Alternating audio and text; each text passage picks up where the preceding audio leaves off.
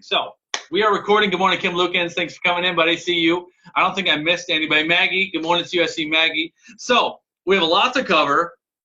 This is not only one of the most valuable things that I teach, crew, but it is also one of my favorite things to teach, because this process is where breakthrough happens. This is where most people bang their heads up against walls, where they can between their marketing, their branding, their social media content, all the different things that we do in all of our different areas.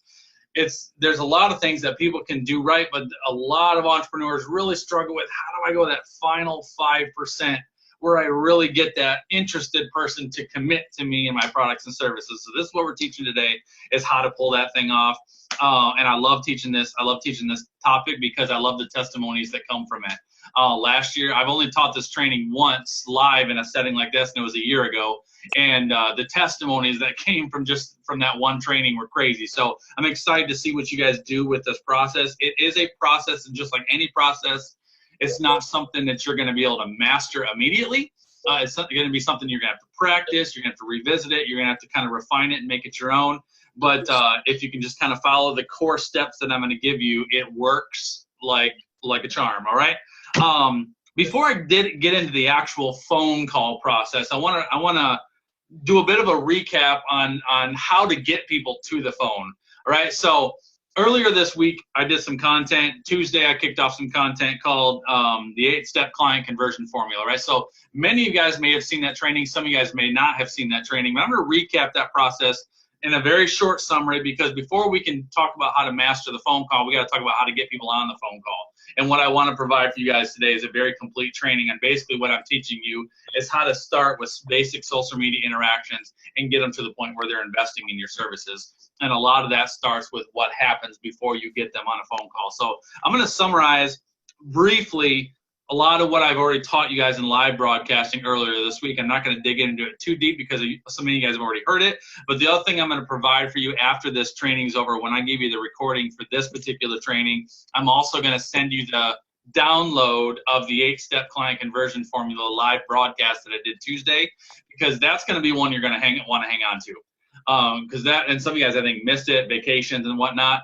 That broadcast, I actually very seriously considered deleting it. And that's the first time I've ever considered deleting a broadcast in 3 years, because that's my process. I mean, this is how I do what I do. And so probably one of the most valuable things I've ever taught live, and I've very seriously considered taking down. So I'm going to download that, and I'm going to send that broadcast to you with this training, so you'll have a very complete, well-rounded how to get clients in the online space. All right? So quick recap of what I shared with you earlier this week, the 8-Step Client Conversion Formula. With everything that we do in this process, everything we have to do is beginning with the end in mind. This is the first point I'm going to give you, all right? Beginning with the end in mind. Beginning with the end in mind is understanding what you're trying to get your clients to, where you're trying to get them to. So your end in mind would be the program that you're trying to get them to invest in, the product that you're trying to get them to consider, whatever that is, whatever that thing is, whatever your end in mind is, I want you to have, you got to have that clearly established in your mind, because everything flows to that. All right, defining your target customer is depending on what you're selling. Emotional pain points, the strategic content, all of that depends on what you're trying to get them to. So beginning with your end in mind is important, and we're going to talk about that a lot throughout this entire training. Is what is it that you're trying to sell, and how does that play in? Now, I'm curious real quick, I'm going to ask a question. Do all of you guys have a good idea of what it is you're trying to sell? Hands up. Yes? Everybody pretty clear on that? Yeah. Anybody not real sure on what they're selling? Kind of in the middle, not real sure? For the most part, everybody's got that figured out. If you don't have that established in your mind, that's going to be important, because the mastering the call has a lot to do with what you're selling, and leading someone through the phone call process is significantly impacted by understanding very clearly what you're selling. So that's important. The second piece of the 8-Step Client Conversion Formula is defining your ideal customer. So, for example, on Tuesday when I talked about my end in mind, I gave an example of a Client by Design bootcamp. So I'm like, you know what? As I'm going through this process and I'm teaching you how to get clients in the online space, what specific steps you want to go through, I'm like, you know what? I'm going to create I'm gonna create a program called a Client by Design Bootcamp, and this is gonna. I'm like, what is this? This is gonna be a 6-week program. It's gonna be one-on-one coaching, and over the course of 6 weeks, I'm gonna basically help you define your end in mind. I'm gonna help you figure out who it is that needs this, what their pain points are, how to offset their pain points, how to line up content to lead into it, what kind of hook you can create, what kind of experience you can create, how to get people to commit to this offer. So I'm like, that's gonna be my Client by Design Bootcamp. So once I understand that, now I need to think about who needs this. So with you guys, I'm thinking about your thing, whatever your thing, whatever it is that you're selling. Before you can get to a phone call, you got to think about who needs this program that I have. Who specifically is this designed for? So for my example, I'm asking myself, all right, who's the person that needs this process, that needs this Client by Design Bootcamp? This is someone who's struggling to get conversions in the online space. This is someone who's not sure what to monetize or how to monetize social media. This is someone who wants to get more results from social media. So maybe you've already gotten a little bit of traction, but you haven't gotten a lot and you need more. Maybe this is for someone who's been live broadcasting for a long period of time, maybe on Periscope or Facebook, but you haven't figured out how to monetize that audience yet. So maybe you're growing a following. You got a whole bunch of people that like you and pay attention to you, but none of them are paying you. Why is that, right? So these are just things that I'm figuring out who needs what I'm selling. And are you guys fairly clear on that?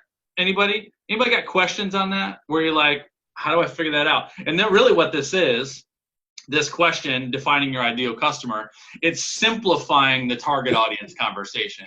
Because the target audience conversation can be confusing and annoying and just overall just kind of frustrating in general, right? Because most people that go out and teach you about target audience, they want you to come up with a profile. Like, what's my medium income level? What kind of house do they live in? And what color is their living room furniture? And, you know, how old are their kids? And where do they go to school? And blah, blah, blah. Like, none of that really matters, right? What really matters is what are their emotional pain points and how do their emotional pain points line up with what I'm selling? You know, people ask me, Justin, who's your target audience? Like, who's the audience of people that you serve? My target audience is people that have a very specific gifting that serves a very specific clientele, and they have a desire to leverage that to build a business online. That's it.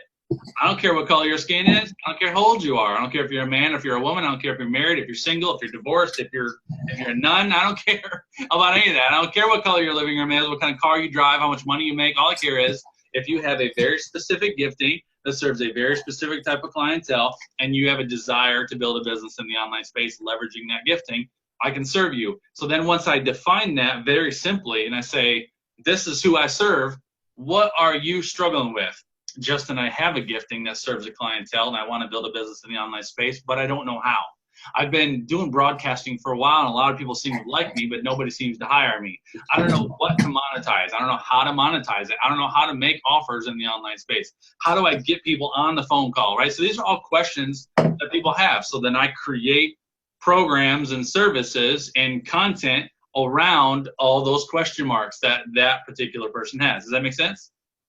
All right. So the second piece of this 8-step client conversion formula is defining your ideal customer, and that's very simply how you do it. You just got to ask yourself, who needs what I have to offer? Once you figure that out, then you go into their emotional pain points. So emotional pain points is like, all right, in one word, how can I summarize all these question marks and all these challenges that my target audience has? And so pain points for me are things like my audience deals with frustration, confusion, overwhelm, irritation, right? Because social media can be irritating when you're doing a lot of work on it and you're not seeing a lot of results. It can get irritating, right? It can be downright annoying. So irritation, insecurity, questions like, will this ever work for me? I don't know how I'm going to compete with that other person that's in my space. Doubt, will I ever be able to make this work? Will I ever be able to make enough money to really retire from my job or whatever? Fear, will I ever be received? How will I be received? What are they going to say about me? How are people going to view me? Procrastination, lack of motivation, financial challenges. Comparisonitis is a big one where you're comparing yourself to other people, right? So these are pain points that I know my audience is feeling when they're asking themselves these questions about how do I get conversions? What do I monetize? How do I get more results from social media? How do I stop spinning my wheels with my live broadcast? All those things carry emotional baggage with them, right? So right back to you guys, when you start with what you're selling, my end in mind, I define who needs it, and I say, all right, who are these people that need that? What are they feeling right now? What are they struggling with? What are they excited about? What are they motivated by? What are they worried about? What are they planning for? All those things are emotional stirrings that are going on in them. So defining their emotional pain points is important. Once you do that, step 4 of the 8 steps I'm giving you just in client conversion, step 4 is establishing what you want your emotional trigger to be. Now, your emotional trigger is basically the intentional emotion that you want to stir in them, in your audience, to offset their negative emotions. So if I know my clients are dealing with frustration, confusion, overwhelm, insecurity, doubt, fear, right, all those things, think, all right, what do I need to do to stir up a positive emotion to offset those negative emotions? For example, one of the things that I do and I do well is I'm very good at taking tough subjects and breaking them down into very simple terms that you can process and know what to do with them, right? And so I tackle tough subjects and I make it digestible so anybody can be like, all right, I get that. So what I do very well is I provide clarity. That's something that's intentional for me, is all of my content, everything that I do, I want to give you clarity on how to handle that situation. Just like this call today, is I want to give you clarity on how to handle a prospect phone call. So whereas prior to coming into this training today, you may be completely overwhelmed with even possibly inviting someone on a phone call, because you're like, man, I may have built up some rapport, I may have established a little bit of professional rapport or presence with them. Maybe I've gone through some free challenges with them, and then maybe they see some of my content. But man, if I get them on the phone, like, what do I say? How do I say it? How do I control the conversation? At what point does money come up? How do I handle that? Right? So there's fear, insecurity, overwhelm, frustration is all going on. But by the end of this call, I'm going to give you clarity. So as soon as you got clarity, then all of a sudden you become more confident. Right? So, all right, I understand how to handle that. I understand how to take them through that process. So one of the things that I do is I provide clarity, because clarity for me will offset frustration, overwhelm, confusion, irritation. So you can see where I can stir up a positive emotion in you, like getting clarity, then I can eliminate some of the negative triggers that you have. Does that make sense? All right. So clarity is an emotional trigger for me. Vision is another one. Just like the Bible says, without a vision, people perish. I believe that absolutely applies to business as well. I believe that if people don't have a vision for where they can go, there's no way they're going to get there, right? They have to clearly identify in their mind that, man, this is possible for me. I could see myself applying this. I could see myself making this work. So that's a huge piece of what I try to do as well through my content live that I do in my broadcast. Is I try to not only give you clarity, but while I give you clarity, I also work very hard to make it believable for you, so that when you're engaging in this training that I'm giving you, you're like, yeah, now I see a process. I see how this could work, and I believe I could do that. I believe I could apply that. I could see how that could work for me. So giving you clarity and give you vision is going to offset a lot of these emotional triggers that I got dealing on. So that number 4, establishing your emotional trigger, is understanding clearly what it's going to take for you to get those people to step out of their funk, step out of their frustration, step out of their stuckness, step out of that ceiling that they've been captivated under for a long period of time, and get them to take a step towards you. Because this is where that first step happens. When you give an emotional trigger to people, you clearly identify your audience, you clearly identify what they're dealing with, and you stir up some positive emotion in them. That's the first point in your relationship together where they're very likely to take a step towards you. Like, all right, I get Tammy. I like her content. I see what she's doing here. She's giving me something that I could sink my teeth into. Let me learn a little bit more about her. They're not quite ready to pull out their credit card yet, but they're more interested in taking a step towards you, and they've gone from a basic general interest prospect to someone who's curious now, and I'm curious about Tammy, and now I want to go learn a little bit more about her. So that's where that first step towards you starts to happen. All right. Now, once you figure out your trigger, that's where you want to create what I call an engaging content map. That's the step number 5 of the client conversion formula. So an engaging content map is for someone, this is primarily people that all of us that are building businesses leveraging the online space. But this works even in offline businesses as well. You just have to figure out what content looks like in an offline business. But the message is the same. You've got to figure out a way to create opportunity. in your business. You got to figure out a way to have some conversations and have some interactions with people that meet them where they are. And this is a mistake that a lot of people make when they come up with content to attract business, is they create content trying to bring people to where they are. It'd be like me trying to create content telling you all about the Client Design Bootcamp. This is what I'm going to do, and this is how I'm going to do it.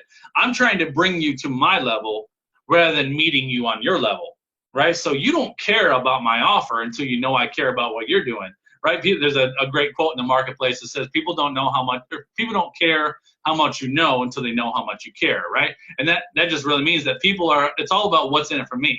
If I'm paying attention to you, I'm trying to figure out what you can do for me. So I'm not going to create content that's going to highlight the thing I'm selling.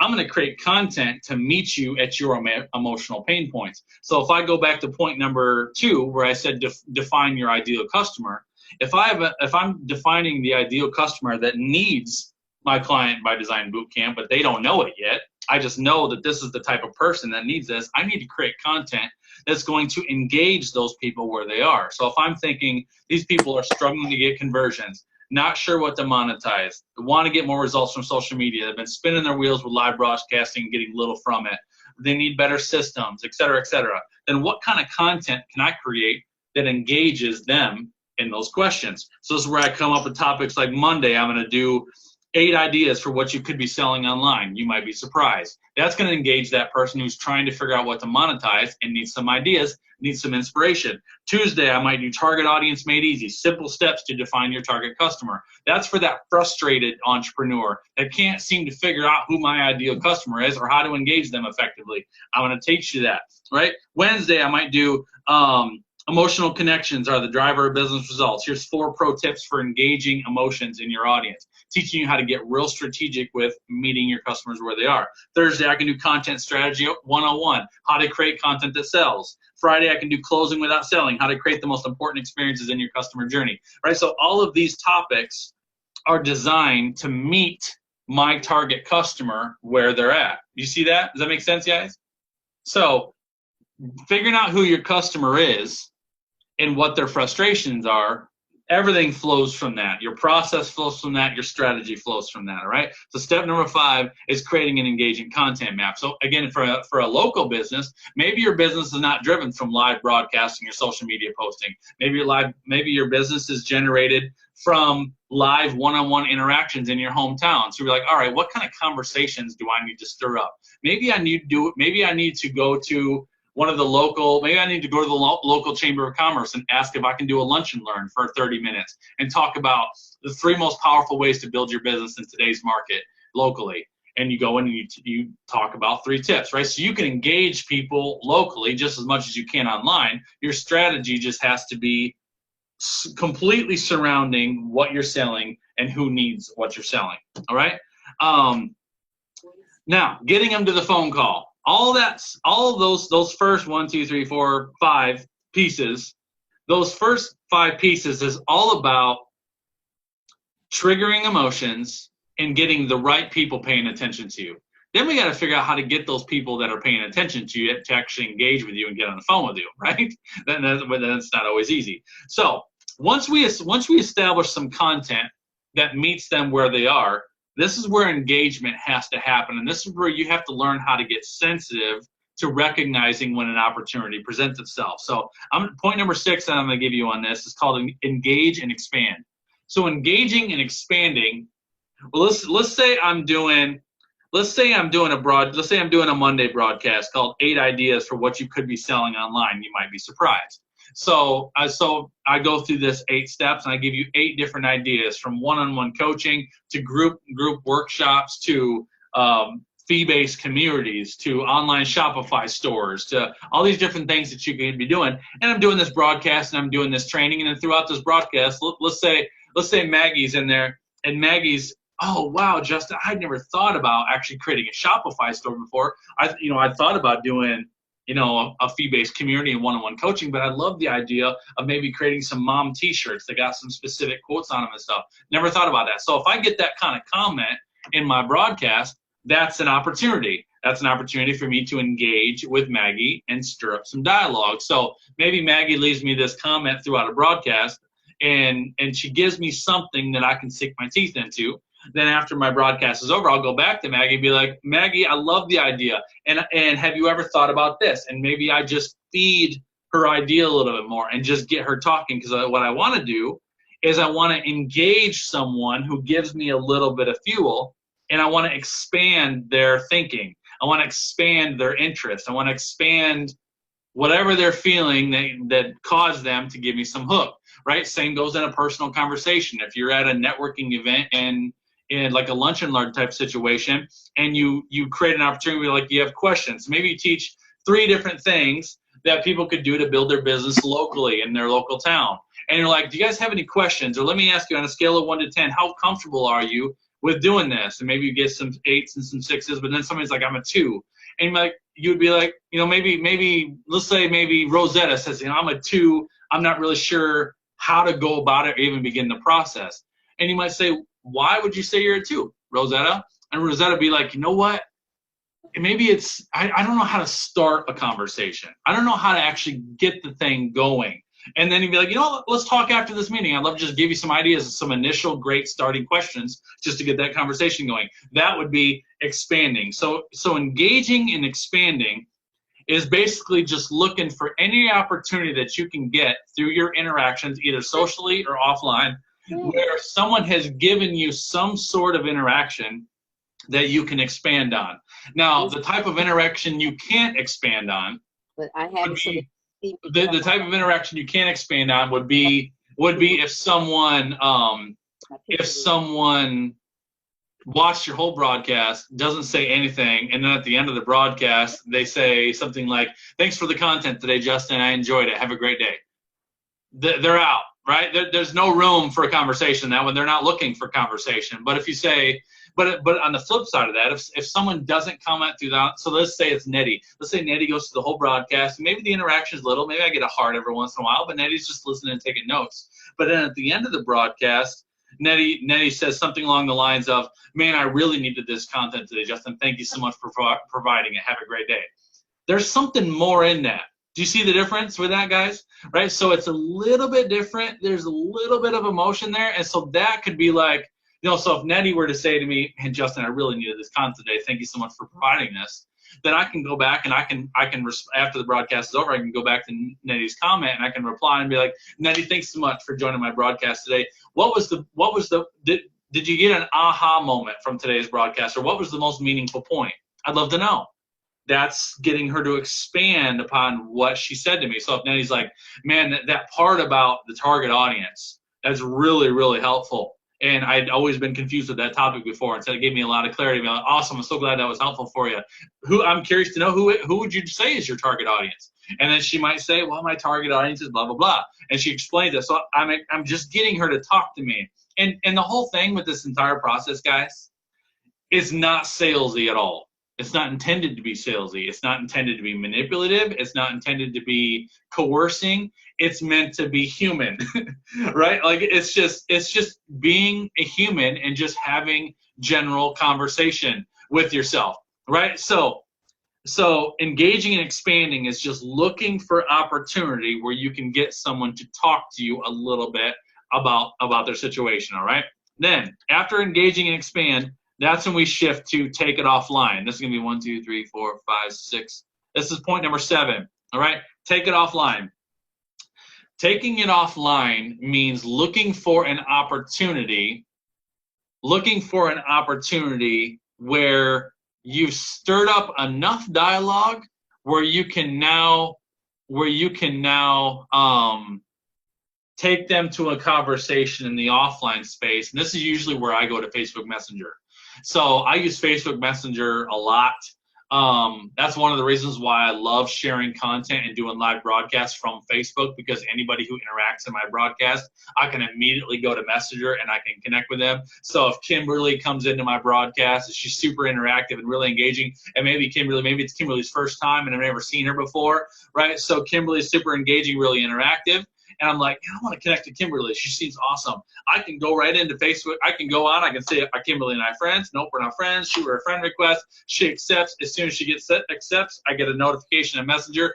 Say hello to your new friend. Sure, I will. Absolutely. I'll go right into Facebook Messenger, look up Kimberly, and I'll send her a voice message. You can send 60-second voice messages on Messenger, and I do them all the time. So I'll go right into Facebook Messenger. I'll press record. Kimberly, what's up, girl? Listen, I appreciate you being in my broadcast this morning. I loved your interaction. You had a lot of energy to the room, and I loved it. Thank you so much for accepting my friend request. Can't believe we're not friends, but I'm glad to be connected there. Looking forward to getting to know you better, and I hope you have a beautiful day and a great weekend. Bye-bye, and I'll send her a message. That's engaging, right? So then maybe Kimberly's going to be like, wow, that's super nice. Like Justin, like, right?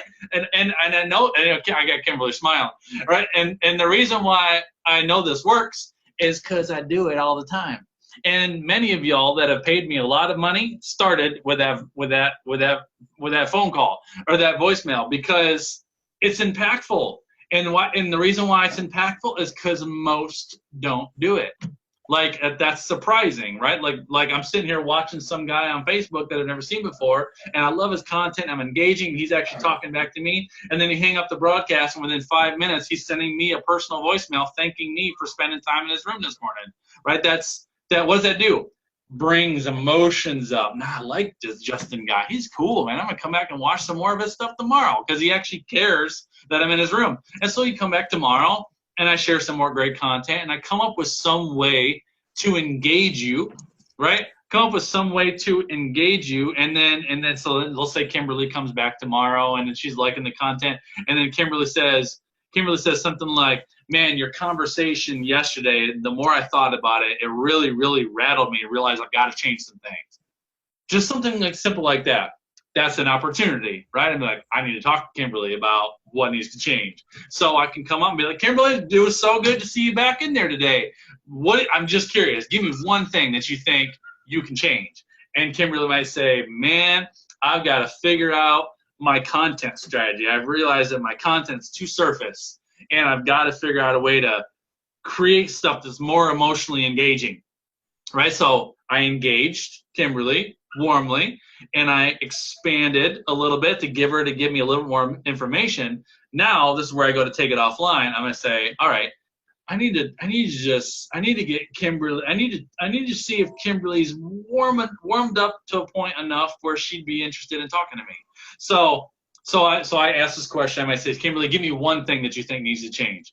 And Kimberly comments and says, man, I really feel like I need to adjust my content strategy. I'm realizing after your training that my content's not quite targeted enough, and I need to be more strategic with it. I'm like, great point. I love that. And then I'll go offline into Messenger, and I'll be like, Kimberly, I was thinking about your stuff. And I went on, and this is what I'll do too, is I'll actually go to Facebook. If you give me that kind of information, I'll go to Facebook. I'll look at some of your content.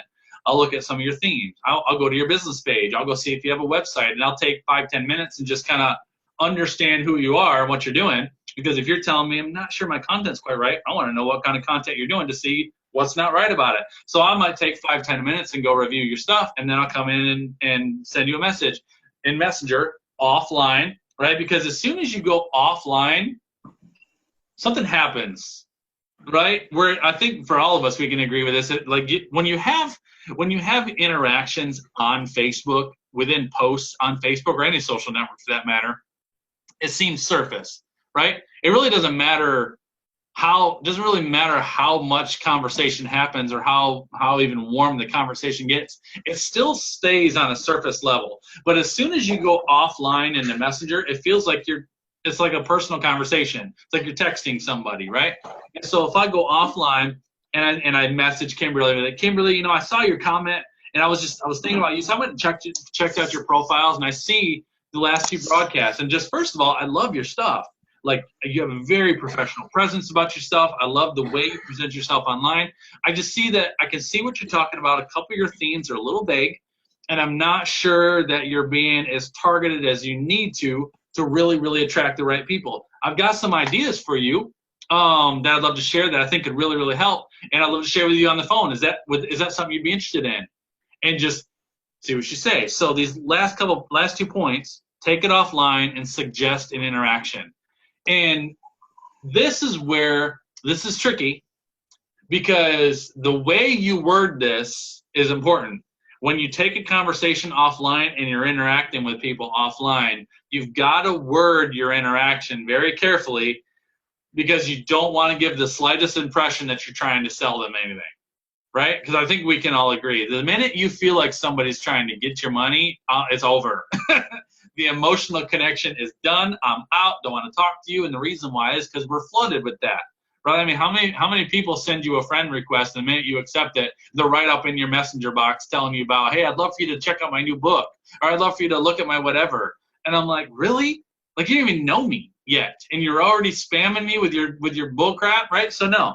So you got to be super careful with this on how you approach that conversation. And this is my firm belief. And if you're taking notes, write this one in great big bold letters. You might even grab your Sharpie if you want for this one. If you serve effectively, the sale happens naturally.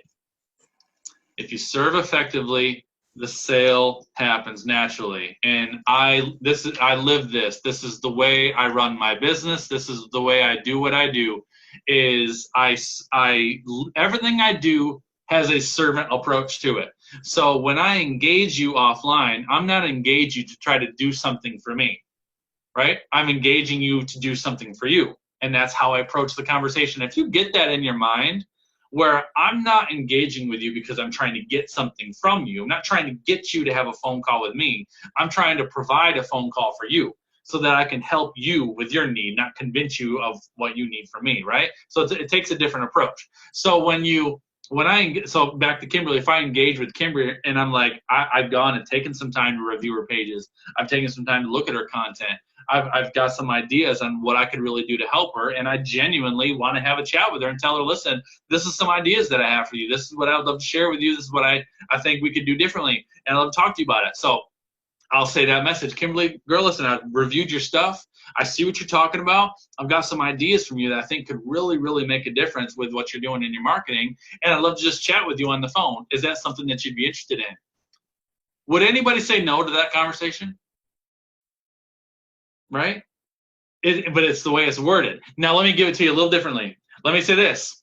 Kimberly, what's up, girl? I took some time, and I looked into your Facebook page. I checked out your content. I can see what you're talking about. I've got some ideas that I really think can help you. So I do offer a free 30-minute consultation call that I'd love to offer you. Is that something that you'd like to take me up on? How does that feel? It's still not bad, but something about I offer a free 30-minute consultation call, it just kind of makes you want to take a shower, right? I want to get that off me. I don't like it, right? So it just kind of goes the wrong way. You might still have some people that'll take me up on it, but that it changes it versus being like, I'll just chat with you for a little bit. I'd love to give you some ideas. That feels warm, it feels friendly, and doesn't feel at all like I'm trying to sell you something. Now let me give you another example. Kimberly, what's up, girl? I checked out your stuff. And I looked at I can see what you're talking about with your content, see some things need to change. So if you're interested, I'd love to just chat with you and talk about some things that are going on with your page. So I'd love to give you some tips and ideas. If that's something that you'd be interested in, you can let me know. I'd love to talk to you sometime, and you can just let me know if you'd like to do that. Now, what happened there is I gave you an out, because that conversation you can ignore. Right, so if I say, if you're ever interested in chatting with me sometime, I'd love to talk to you and just give you some ideas about your page. You can be like, sure, Justin, let's do that. Maybe we can connect sometime next week. You might even say that. But then the likelihood of me actually getting you on the phone is slim, because I approached it too vaguely. But if I say, Kimberly, listen, I'd love to chat with you on the phone. I got some ideas for you that I could really think could be helpful, and I'd just love to share those with you. Is that something that you'd be interested in? If I leave that, is that something that you'd be interested in, as an open-ended question, the likelihood of you saying no to that is 0, because I'm being warm, I'm being nice, and I'm genuinely offering some service to you. And so nobody says no to that ever. I see those comments, Nettie. All right. So the likelihood of somebody saying no to that offer is 0. And to go even further than that, if you don't respond to that request, you're going to feel like a jerk, right? Because if I'm like, listen, I'd love to share some ideas with you. I've took some of my time to review some of your stuff, and I'd love to just share with you some ideas that I really think could help. Is that something that you'd be interested in? If you don't respond with a yes, you're going to be like, man, Justin's offering me something. I feel you're gonna feel bad. That's the idea. I want to make it, and it's not being manipulative. That's just, I want to ask it in a way, because this is what I know. This is what I know. This is not just for this. And Kimberly, thank you for letting me make you an example. But I'm like, what it is I do have a genuine desire to serve you. I have a genuine desire to help you. When I can review your stuff and I can see that if I'm reviewing someone's stuff and I see that they have a problem, I'm a visionary. So I'm like, yeah, your content sucks. Your titles are limited. Your branding is off, like whatever. I can see this stuff in my mind. I'm like, you need my help. And so I want to offer my help, and I want to tell you what it is that you need. And so, again, going back to my end in mind, I know what my end in mind is. I know how my services and my skill set can help you. So I want to have the opportunity to explain to you how I believe I could help you. And so I want to make that approach as effective as possible. So you're like, yeah, Justin, man, I'd love to talk to you. And so that's where we're at. Does that all make sense? That's clarifying, right? Because that conversation there is tricky. So I'll use it. We'll go Kim Lukens. We'll do a different example. So Kim Lukens is like, yes, Justin, I'm in, man. When can we talk on the phone? Now, this is important. You got to realize, and I think we can all agree to this, that when you commit something to someone, there's a little bit of nerves in that, right? Like, as soon as I'm like, okay, yeah, thank you, Justin. That would be awesome. I'd love to talk to you on the phone.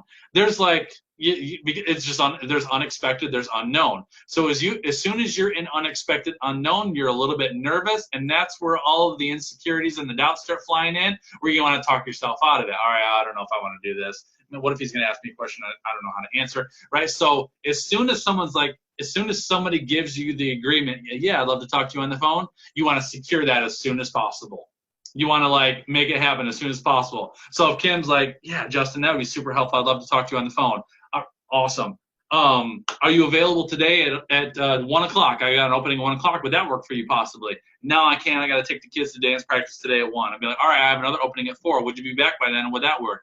Yep, I could probably make 4 work. All right, perfect. Let me know the best number to reach you, and I'll plan on calling you then. Like, you want to get that secure, that you want to secure that phone call as quickly as possible before they're able to procrastinate on it or just completely cancel it altogether. If you make, like, and I've done this before, I'll say, I have an opening today at 2 o'clock. Would that work for you? No, that's not going to work for you. My blah, blah, blah, blah, blah. All right, I'm like, all right, midday's not working. Let me go evening. I have an opening at 6:30 this evening. How would that work for you? I'm going to be doing dinner with kids. All right, what about after dinner? I have an opening at 8. Could we do 8? That's the time I spend with my husband. All right, if I gave you 3 options and you know for all of them, then I'm going to flip the script. I'm going to be like, all right, what's a good day and time for you? What works for you? And I want to identify your schedule and have you start giving me some options if you're turning down all my options. And the thing that you have to be careful of is people that are nervous and insecure may try to push you out. I have some times next week, but let me look at my calendar and just kind of see, and then I can get back to you. All right, just food for thought. I have openings on Monday morning, Tuesday morning, and I have some stuff in the evenings as well. Are mornings or evenings better for you? Like, I'm not going to let you put me off. I want to see if I can get you to commit to something. So depending on the person, you may have to deal with that a little bit. But just as a general rule, you want to try to get them to commit to the call as soon as possible, because this interaction has stirred up their emotions. And the more time that goes by between no conversation with you, those emotions tend to simmer back down, and you're going to have to reignite them back up if it takes too long, right? So getting them on the phone. That's 43 minutes of just conversation on how to start with basic social interactions and get them to a phone call. Right now, that was quick. Went through a lot of stuff in a short amount of time, but that's high level. And if you guys watch this training that I'm going to send you from June 18th, I expand even further into all those key pieces. All right, so let's talk about this phone call. First of all, I get often the question, Justin, should I call them or should they call me?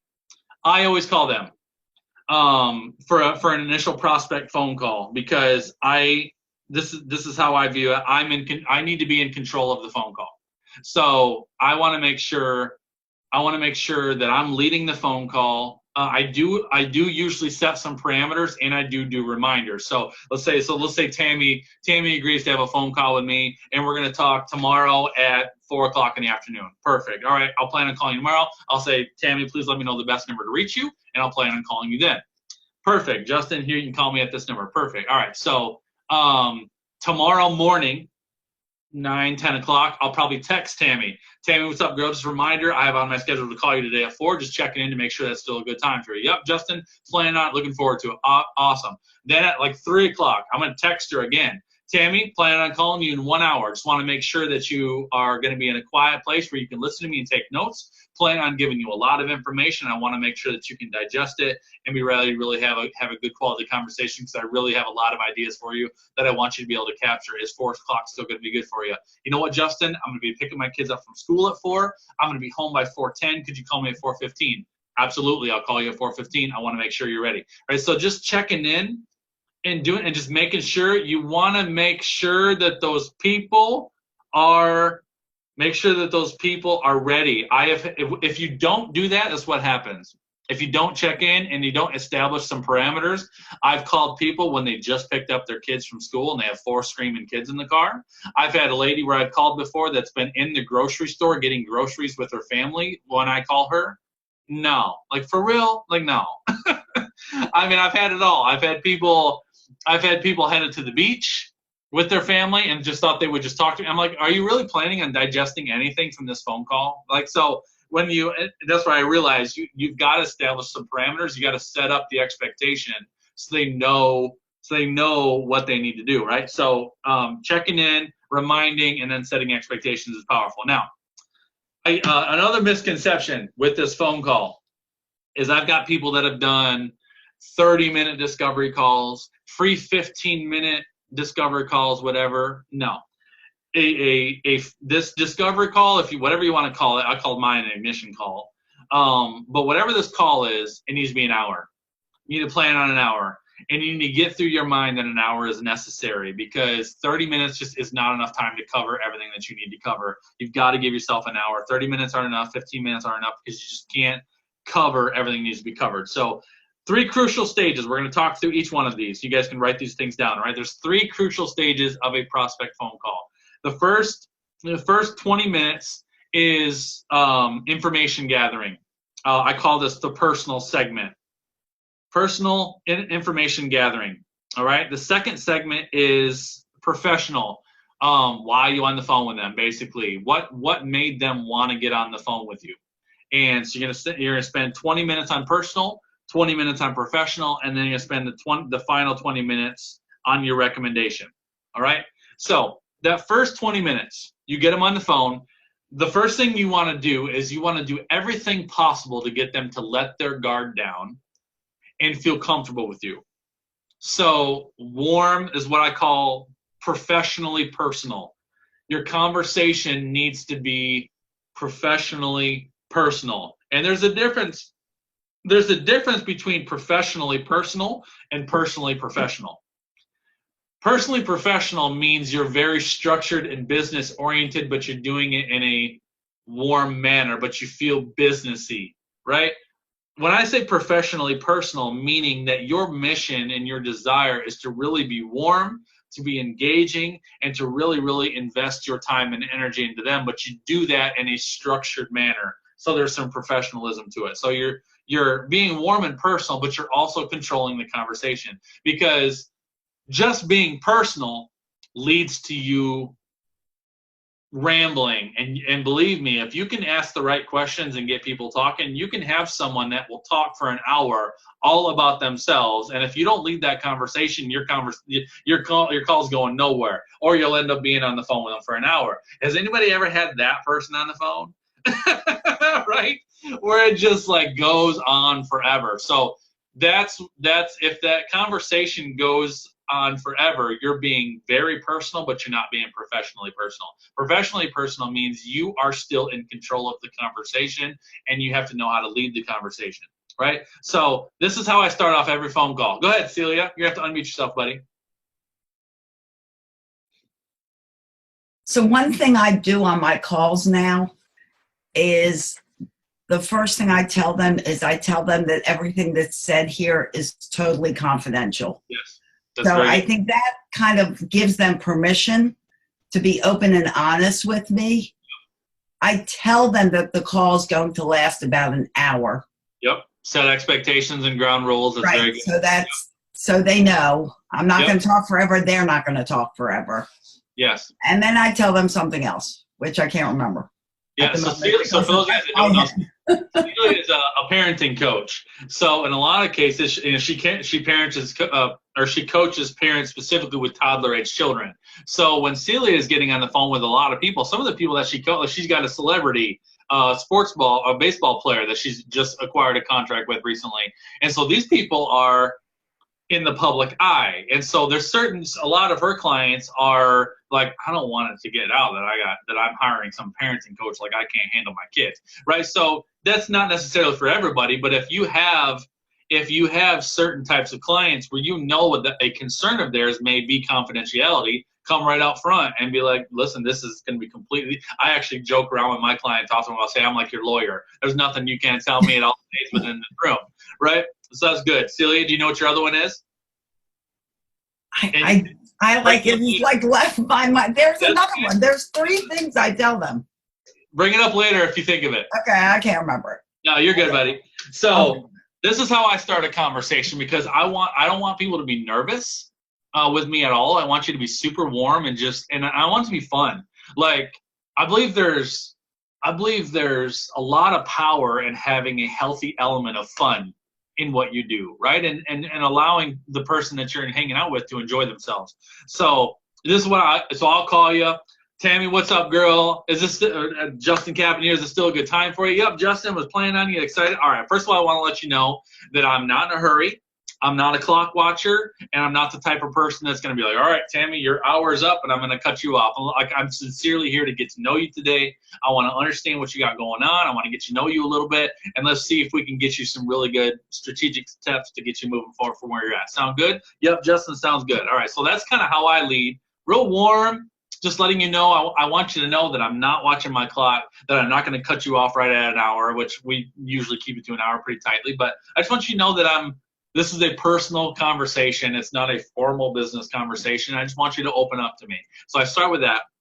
And then I say, before I talk about your business and your goals and all the things you got going, I want to know about you. So tell me about yourself. Are you married? Do you have kids? Do you have pets? What's your hobbies and activities? Like, what goes on in the world of Tammy Hauser? I'd love to just kind of get a glimpse of what goes on in your house. And from a prospect's point of view, that seems super genuine and super warm, right? From my point of view, that's strategic, because I need to know who you are and what your life looks like, because I can't serve you effectively if I don't know you, right? So I'm asking that question with intention, and I usually commit 20 minutes to a phone call to allowing you to tell me about yourself. And some people are really good about talking about themselves. Other people aren't. Other people, I do have some people that will be like, well, I don't know. I live in Kentucky, and I'm married, and I work at this such and such job, and I've been married for 5 years. I have 2 kids, and I don't know. And so some people that's all I'll get, and so then I'll have to ask some probing questions, like, tell me about your job. What do you do? And well, I do this and this and this. Do you like it? How long have you been working there? Tell me about your husband. What's he do? How old are your kids? Boys, girls, whatever. And the other thing, too, is asking those personal questions. Kim Lukens, go ahead, buddy. I can unmute you if it's easier for you. Maybe. There you go. No, I was waving at my daughter. She just. Okay. No problem. No problem. So asking those personal questions is good to just understand who you're talking to. But you also want to have some relatability. Like anybody who's ever been if you've been into any kind of sales training, like especially like in-home type sales training, one of the first things they'll teach you is that as soon as you come into the home, you greet them, you compliment them, and then you find something to relate to. Oh, I love your carpet. We have very similar carpet in our house. Or, oh, you have a dog? How old is your dog? We have golden retrievers too. Or you find that's a sales tactic, is you get into the room and you want to find something to relate to so that you can so that those people can be like, you're just like me, and then they kind of let their guard down. So it's a similar approach, but it's genuine. You generally want to get them to talk about themselves a little bit so that you can relate. Go ahead, Tammy. My situation is a little bit different. I'm trying to apply these 1-hour discovery calls, which I don't have a lot of, but what I do have is 15-minute belly-to-belly, eye-to-eye interactions. And Yes. I'm trying to relate these down a little bit. And, you know, one of the things that I absolutely love is tell me about yourself, you know, to Yes. find something that we can relate to. And yet when they reach out to me, it's usually because they've seen my swag or they know what I do, which, you know, sell CBD, obviously. For here. Yep. So what they're wanting in just that brief time, hey, I know we're standing right here at McDonald's in the line, but briefly, can you tell me about your product? And I do, but yet I have to stop the flow of education enough to say, and what do you hope that it will do for you? Mm-hmm. Or what have you already learned about the benefits? So for me, I have to force myself to stop talking to figure out why they're asking me that question in the first place. Yeah. Why are you interested in it? It's important. And really that question, like, why are you interested in CBD? That's the second 20 minutes of an hour-long phone call, right? So you're getting that coming up quick. And it's hard to be effective with that question if you don't know where they're at personally. And honestly, what I would do if I was in your setting, Tammy, if I'm standing in the line at McDonald's and somebody asks me about CBD and I have maybe 5 or 10 minutes to talk to them, I might just I would try to stir up a little bit of rapport and ask them some questions. We'd be like, you know what?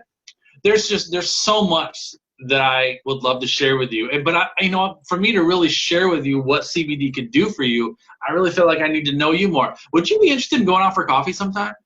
Like, I would love to just sit down and have coffee with you, and I'd love to get to know you a little bit, and then I could really tell you what you need to know about CBD and just help you with it. Is that something that you'd be interested in? And they might say yes, they might say no. But I feel like for you to really effectively handle it, 10 minutes is too fast. Like, right. It's just like I can have a decent interaction with Maggie through a Facebook Messenger, but can I effectively close her through Facebook Messenger in 5 or 10 minutes? No, I need to talk to her. Like, I really need to have some dialogue and conversation. So in those short little interactions, you can stir up some rapport, but it's the same conversation as take it offline. You'd be like, how do I build enough how do I build up enough rapport to consider asking them if they'd be interested to go out to coffee to me or have a phone call later in the week or something like that? Does that make sense, Tammy? Yeah, for me, what I'm doing, because I do feel rushed, even though, I mean, if I wasn't, open, I wouldn't be wearing my swag, but I try to capture their phone number on my phone. So now I know how to reach out. Not here's my business card with my phone number. I capture their phone number and I can. And text seems very non-committal. I can text them about a phone call. So I like that. I like that a lot. Thank you. And I see Kim Lucan's comment in the chat too about elicit, the trap of trying to give them more information that they have time to process. And I love the point. It's a huge point in the personal interactions is getting their contact info. And that's one of the primary reasons why I love Facebook and why I do so much of my business work on Facebook is because of the opportunity that I have to connect with you. If I'm doing all my broadcasting and for Periscope, for instance, as soon as I hang up my broadcast, I've lost all connection with you. I can't message you. I can't contact you. I have to wait for you to connect to me, right? But on Facebook, I can find you. I can friend request you. I can send you a message, and I have control of getting a hold of you. So getting their contact info is super important. Great stuff. Thank you, Tammy, and thank you, Kim. Thank you. All right, so warming up the conversation, asking personal questions, gathering. I want to know if you're married, if you're not married, kids, no kids. I want to know, are you working outside the home? How long have you been building business? Are you a homeschool mom? Kim, Wendy, go ahead, buddy. I missed you, sorry. Just wanted to find out when you said love to chat with you, do you think offering either a call or a Zoom call, that's too much to pick from, just one or the other? That's a great question.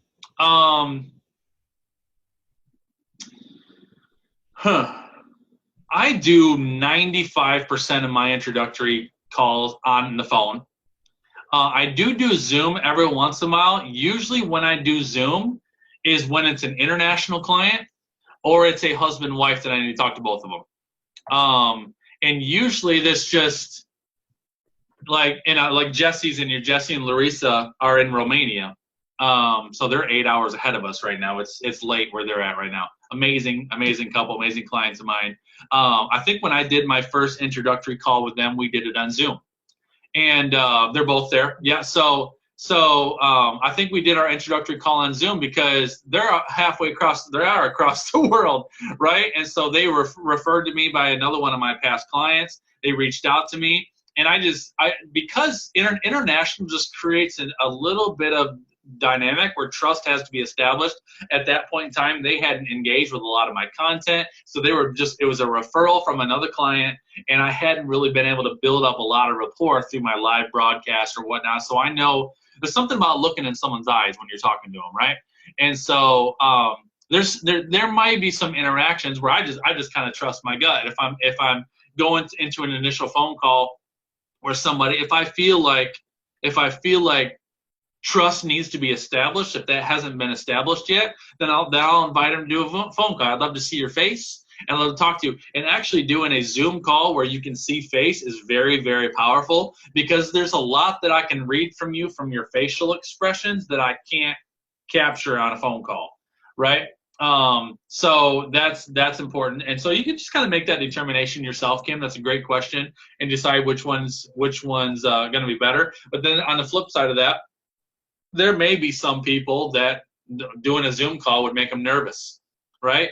So you just gotta kind of feel them out. And but I rarely make the Zoom call even an option. I say, I'd love to just give you a call and just talk to you because I want it to seem informal.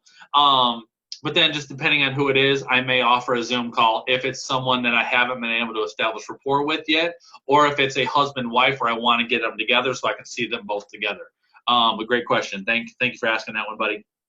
So the first 20 minutes, personal. I want to know about you. And again, a lot of the reason why we're doing this personal. For one, we want to establish a professionally personal interaction.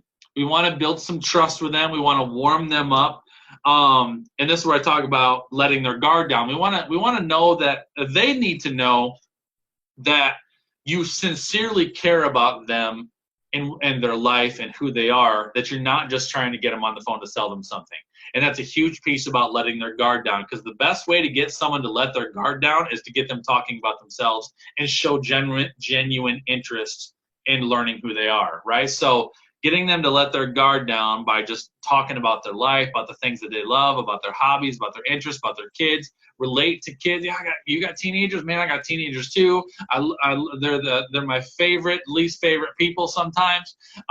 You just talk about the stuff that you got going on, and you just relate to them in some way, and that just warms people up. But also from a strategic perspective, having that conversation also gives you a very, very good idea of the dynamic of the household, who maybe the decision maker is, what their financial situation might be. So if I'm talking to someone that's like, that she's telling me, yeah, I'm a stay-at-home mom. I actually work 3 different jobs, and I have 4 kids, and I blah blah blah. She's telling me all that stuff. I realize that she may be financially tight. So I need to be aware of that when I get down to the point where I'm making a recommendation, just to understand where she might be at, right? So that conversation, that personal conversation, may give you some enlightening perspective on just what their household dynamic is like, whether you're talking to the husband or the wife, who the decision maker is, if you're both working a job, right? You can get a lot of that stuff just through that personal conversation. So again, from the professionally personal standpoint, you want to be personal, be warm, but then also be in control. It's easy to let the conversation go way down the road where all of a sudden you're in a deep hole of personal stuff and you can't get out of it. So that's just a matter of you asking the right questions and keeping your arms around the conversation so that the conversation doesn't go way down some long country road. And that's different with every customer, but you just gotta learn how to control that. But I do pay attention to the amount of time I'm talking to somebody, and at the 18, 19-minute mark, I'm looking for a gap in the conversation, a breath. Even some people, you just gotta wait for them to take a breath so you can step in, right? That's some people. But I'll usually look for an opportunity where there's a break in the conversation. I'll be like, all right, Nigel. So thank you so much, first of all, for telling me all that about yourself. I love the fact that you just share with me your heart. I love getting an idea what your household looks like, what your family dynamic looks like, what a day in the life of you looks like. So I appreciate you sharing all that with me. Let's talk about what got you on the phone call with me today. Let's talk about, for me, it'd be like, let's talk about your business, your content, your marketing. So just give me an idea. How long you've been doing this business? How long have you been broadcasting online? What was your initial interest in getting into this business? I just like to understand your business a little bit. So I'm gonna shift the dynamic. First of all, thanking them for being willing to tell me their personal stuff, and then shifting it to asking some more specific questions about their business. So for me, when I first started and really trying to master this call process, I had a list of questions prepared that I would want to ask someone to gather the right type of information. And so I highly encourage you guys to do this too, because your questions are going to be different based upon the business that you have and the type of thing that you're going to have conversations with people about. So it's good for you just to make some questions. Tell me how long this has been going on. Tell me what initially got you into this. Tell me what you love about it. Tell me what's frustrating you. What do you see the next year of your life looking like? Tell me about the past year of your life. What went well? What hasn't gone well? Depending on who you are and what you're talking about, questions like that are all about gathering the right type of information. Now, this is where you start getting really strategic. In this professional, this is the second 20 minutes of your conversation, is you want to uncover what their desire is, what their pain points are, and how you can help them.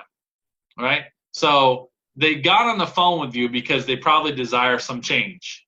All right? Something needs to be different, and they're hoping that you can help them figure out what that different thing needs to be.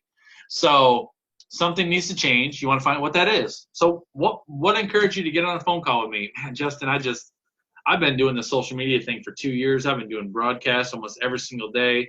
I've done challenges. I've done a lot of different stuff, and I've had a few clients here and there, but nothing sustainable. And I see other people thriving, and I just want to figure out how I do it too, man. I just want to figure out how I can make social media work for me. Perfect. Now I know what your end goal is. Now I know what you're trying to get to.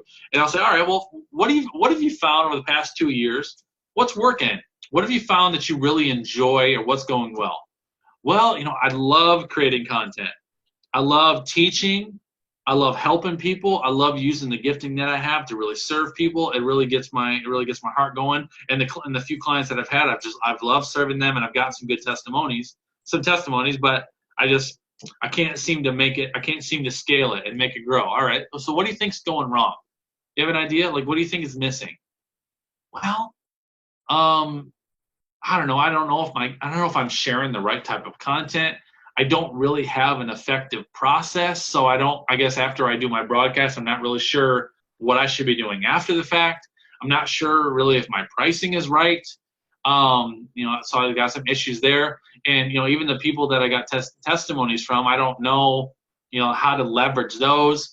And so as I'm gathering, and you're sharing me what's going well and what's not going well, I'm gathering information that I'm going to use to identify what I think you need. So you're checking off boxes for me of things that I know you need. I'm not sure if my pricing is right. I'm not sure if my content strategy is what it needs to be. I'm not sure if my content is effective as it needs to be.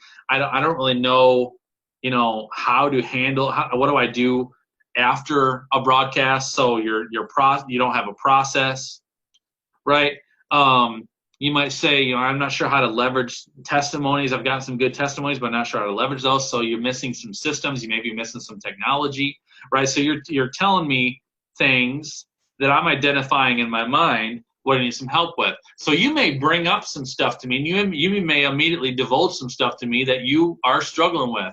And then I'm gonna look a little deeper, and so first of all, I want to frame this up very clearly.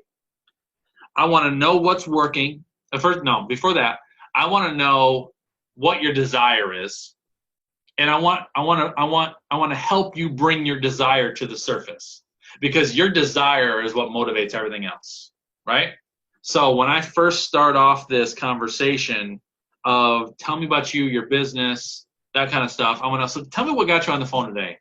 Like, what do you really desire? How long have you been in your business? I want you to bring your desire up to the surface. And then we're going to talk about what's working, what's not working. So when you tell me about what's working, when I ask you, tell me what's working, you're very likely going to tell me about the things that you enjoy, right? And usually the things that you enjoy are in direct relation to your skill set. So if you bring up the stuff that you enjoy, I know what your passions are, and I know how to leverage those passions. So if you're talking about, I love creating content and I love teaching online, but I'm not sure if it's effective, I know that when I get to the point making a recommendation, I want to expand on what you love. So I'm gonna bring that up in the conversation later on. Be like, listen, I would love to spend time really helping you develop a great content strategy that engages the right people, so when you go share content, you're going to get more traction, more interaction, and you're going to get immediate results right there in a broadcast where people can see and be thanking you for the impact that you're having in your life, because there's nothing like that. So I can really expand on that because you brought it up earlier, saying that's something that you love. So I want to bring that up because that stirs up positive emotion, right? So I want to identify what's working, and then I want to see what you are willing to divulge to me that's not working, because that's recognizing your pain points. Then once you divulge the challenges and the frustrations that you have, things that are not working, then I need to identify what I see that may be potential issues that you may not even recognize yet. So you might tell me, I'm not sure my pricing is right. I'm not sure my content's being effective enough. I don't really know what to do with testimonies, so I don't know what to do with that. So I might say, do you have a website? No, I don't have a website. Okay, well, that's a challenge in today's market. If you don't have a website, that can present a problem, because it's really hard to establish know, like, and trust factor as a business owner if you don't have a place people can go to do their own research. So that may be a challenge. That may be something that you're going to have to consider, is having a website built. And then I might say, tell me about your process for creating content. Like, tell me about a day in the life of you as far as your work life goes. What's your schedule look like? What's your routine look like? And so I'm asking something that may seem surface about how do you plan to prepare content, but what I'm really trying to know is, how disciplined are you? And so I might ask it in a way to get you to, maybe I take the content thing and be like, so tell me when you prepare content. Oh, I don't know. I guess it depends on the day and the week. Well, do you have a process for, like, how you operate your business? Do you have specific days that you prepare content, or do you have a specific routine that you have for your business? No, I guess wouldn't say I really have a routine. I just, every day is a little different. Okay, so I'm going to make no routine. Discipline may be a challenge. And then I might even throw something out and be like, are you a procrastinator? Oh. Like, you had to go with the P word on me? Yeah. Like, just being real. Are you the type of person that puts stuff off? Maybe. So, all right, I'll just ask you a question. Are you thoroughly prepared for whatever you need to accomplish tomorrow? Oh, no. Like, do you know what you need to accomplish tomorrow? Justin, I just can't say that I'm that structured. Okay, that's cool. I'm just curious to know just how you're going about your business. So what you're telling me is that you lack structure. Like, so just some simple, you see where, and that's not, like, do you see that difficult, you guys? Like, it's not, it's just becoming, it's really about getting good at asking the right questions for people to divulge information to you that they don't even realize they're divulging to you, because you just got to have to learn how to read between the lines. Like, so I'm asking you some very simple questions, and these very simple questions are easy to answer, but your answers are telling me everything I need to know about structure, process, routine, discipline, because a lot of people want to go out and share content and make money in the online space. But what they're doing at home and with their time is completely restricting their ability to be successful, and they may not even realize that. So I'm helping them identify no routine, maybe lack of discipline, it may be an issue. Maybe, there may be a lack of clearly defined goals, right? Because they're not even sure what they're doing tomorrow. So lack of clearly defined goals may be an issue. And if they don't have clearly defined goals, then they don't have specific action steps that they need to know what they need to do every single day. So where there's a lack of clarity, confusion becomes overwhelming, and now I'm just overwhelmed with what I need to do today. I don't even know what to do. And so I might say, okay, let's give me some clarity, just kind of what's going on with you. I might say, how much time do you think you spend on social media every single day?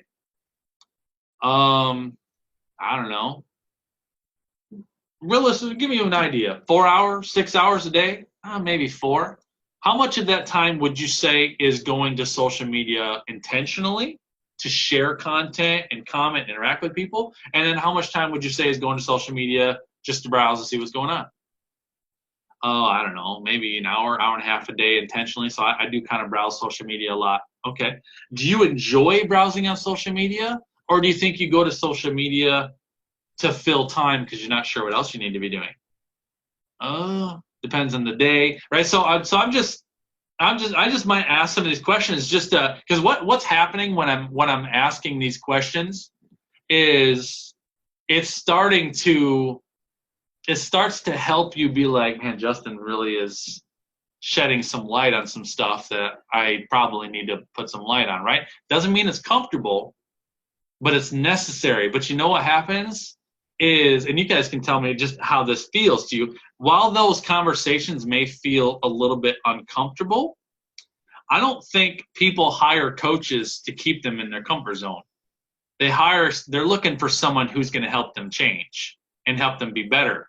So asking those difficult questions and asking those questions unapologetically, where I have no issue helping you bring up your junk, is because my mission is for not you to stay in the same place that you've been in for a while. My mission is to help you change. And the only way to help you change is to bring the surface to areas that need work and need attention. So when I'm asking you questions, but I'm asking them in a warm manner, just to get you thinking, get you and a good way to soften it too. If you feel like the conversation's ever going a little bit, if tension's starting to come up a little bit, then relate. All right. So if I say, how much time would you say you go to social media with intention, and how much time would you say you go to social media just to browse? And I don't know. Like, listen, I remember when I first started my business, I had a coach that told me the best way to grow my brand online was to be everywhere all the time. So I used to spend between 6 and 8 hours a day on social media, keeping up with Instagram, Twitter, LinkedIn, Facebook, business and personal. I was doing live broadcasting. I was wearing myself out on social media. But you know what I found at that point in time? That by the time I had created so much content and put all this content out there, I was consumed waiting for results. And so that I'd go to social media and I was constantly checking my likes on Instagram, constantly checking my interactions on Facebook, and I was constantly just browsing, just seeing what was going on. And it took me a while to realize that I was wasting so much time waiting for results on social media that I was just spending hours a day swiping Facebook. And it had me coming to a realization that I had to start getting really, really disciplined in my time before I saw a shift in my results. Can you relate to that? Yes. Totally. I think I do spend a lot of time on Facebook doing that, right? So just a little bit of relating to them can soften tension if you feel tension start to bubble up, right?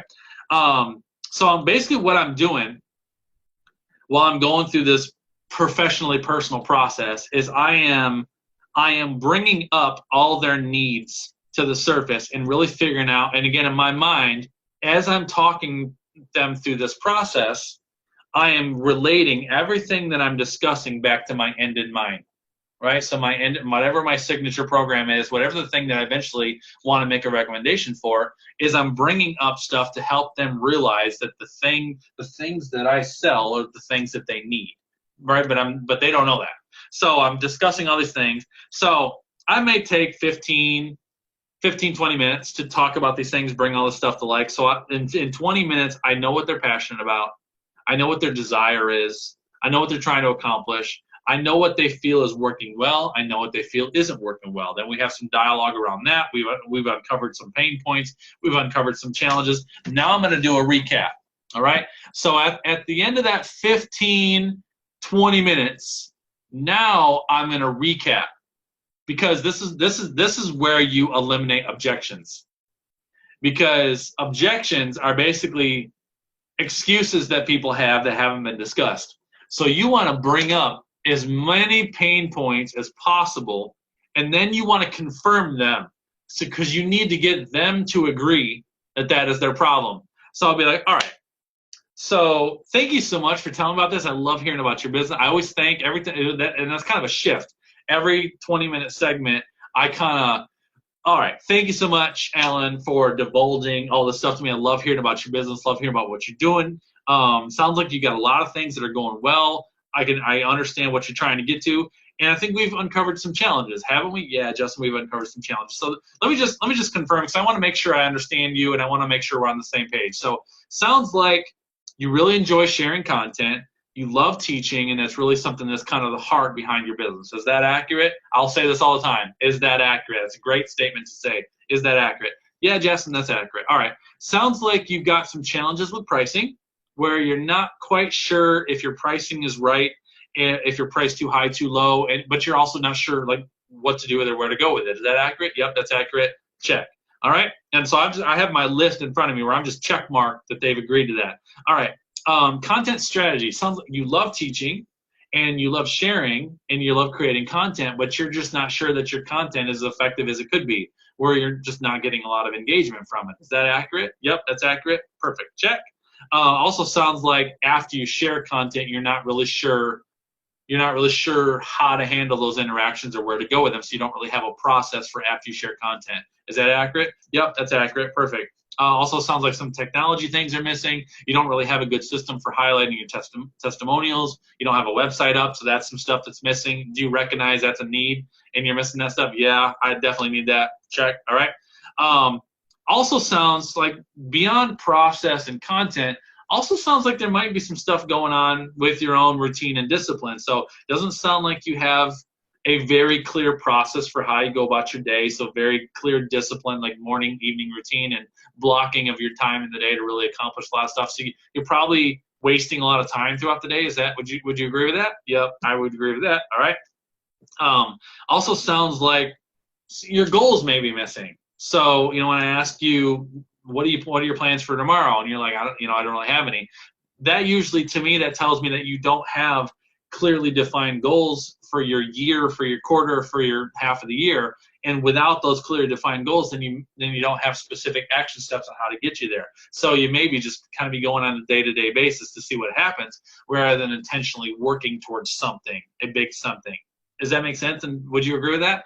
Yeah, I don't remember the last time I did goals, probably because every time I set goals, I never meet them. So I just kind of get sick of doing that. All right, so that's a frustration that you have, and that's real. And thank you for sharing that with me. Right. So if you don't even set goals anymore, because every time you've ever set goals, they never panned out for you. So it's kind of an annoying process. So maybe we need to go about goals differently. So it sounds like you've never really been taught how to set goals that you can really go out and accomplish. Would you agree with that? Yep, I would agree with that. All right, perfect. So, so I'm going to, basically what I'm going down is I'm getting them to confirm every issue that they've got, right? So no matter what your program is, no matter what it is that you're selling, you want to get them to admit to you basically every problem that you can possibly get them to commit. And this is what I told you when I gave you guys my summary of what I'm going to teach you today. One of the things I told you is I'm going to teach you how to eliminate every objection before they're even brought up. Every one of these things is an objection that'll come up later if you don't address it now. So basically, as you're having this conversation, you've got to figure out what, if any, possible objection are they going to bring up, and how do you address that here? Get them to admit that it's a problem and talk about it prior to going into your recommendation. Because once I go down through this list, I've eliminated every objection, and the only one that's left to come up is money, right? Which makes it easy to have the money conversation when that's the only thing left to talk about, right? So I'm going to go through all these things, and I'm going to confirm, get them to confirm, and I'm going to address anything that I can possibly think, just so we can both get on the same page and agree, these are the problems that I have, this is what I need help with, all right? So then once I address all that, this is what you're going to say. This is your transition point into your final 20 minutes. So your transition point is I'm going to say, Celia, can I make you a recommendation? And yes, Justin, please you. What would you recommend? And that's different than saying, I'd like to tell you about a program that I have. Or can I make you an offer? Or can I, no problem, Rosetta, I see you, buddy, and I'll send the replay to you, girl. I'll see you later. Now, and for some of you guys have heard me say that before, but some of you guys haven't. So when I say to you, if I go ahead and I ask you, sounds like there's a lack of discipline, lack of goals, you're missing a lot of technology, blah, blah, blah. I take you through this lesson and be like, all right, Kimberly, can I make you a recommendation? How does that feel? Does it feel warm? It doesn't feel salesy, does it? It feels very warm. It's like, yeah, Justin, like, what would you recommend I do? So that's asking for their approval to take them to the next level. That's what you're getting, their approval to shift the conversation. Cecilia, can I make your recommendation? Yeah, Justin, please do. All right. This is what I would recommend. This is what I believe needs to happen. If I was sitting in your chair, if I was running your business, this is where I would put my focus. All right. Now, basically what I'm going to do is I'm going to basically outline what my program covers. But I'm not going to outline it as if it's my program. I'm just going to outline it as these are the things that need to be done. So I'll be like, all right, this would be my recommendation for you. First of all, we need some discipline. Like, I think one of the first places that we start is your goals. You've got to get really crystal clear on your goals, and you need to learn the process for how to actually break down goals into simple step-by-step process so you know exactly what you need to be doing on a daily and weekly basis to keep you focused, because without that you're going to lack the motivation that's necessary to really accomplish what you need to accomplish. Does that make sense? Yeah, that makes sense. So I think that's important, is we got to get your goals established. Then we've got to talk about routine and discipline, because you are going to struggle to succeed in business if you do not have a routine and you do not have discipline in your life to do what matters most every single day. There's some stuff that has to be defined. You have to identify what your key income producing activities are. You need to learn how to block your time and leverage the available time that you have to spend on a weekly basis so that you can really get what needs to be accomplished, get what matters most done, because otherwise you're going to continue spinning your wheels and you're going to continue staying in the same place that you are. And I think we can both agree you're done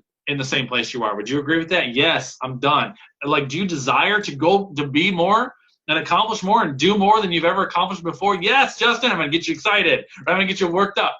Right? So I'm like, that is going to require a level of discipline and a level of commitment. To do something you've never done, you have to become someone you've never been. And there's some things that need to change in your daily life and in your weekly life and in your schedule. Do you agree with that? Yes, I agree with that. All right, so we need some discipline. So I'm still confirming. I'm giving you to it. Basically, every single thing that I'm doing, when I'm checking in, every recommendation that I'm giving to you, I'm getting you to admit that you need it.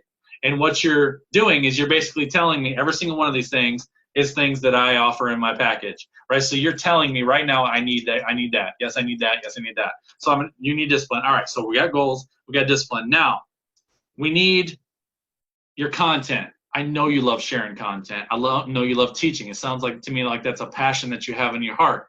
So we need to really work on your content strategy. We need to figure out how to create something strategic that really draws in the right people. But before that, we've got to establish systems. You have to have a website built up. Do you know that? Do you realize this? Yes, Justin, I know I need a website, man. I started building my own. I couldn't figure it out, blah, blah, blah. And I was going to do something and then whatever. And you give me your excuse and be like, all right, you realize how important a website is?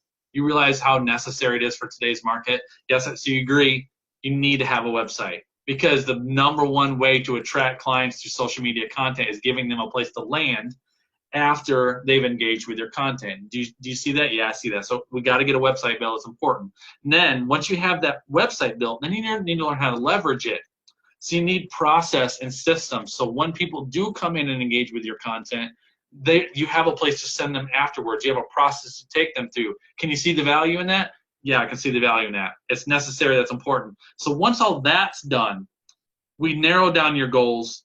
We narrow down your discipline. We get you an effective routine. You got the systems and tools in place. Then you can really work on content, great strategic content that targets your audience, emotionally engages them emotionally, and draws them in. And it makes the entire process of your business flow seamlessly and smoother because you have all the pieces in place. Can you see that? Yes. All right.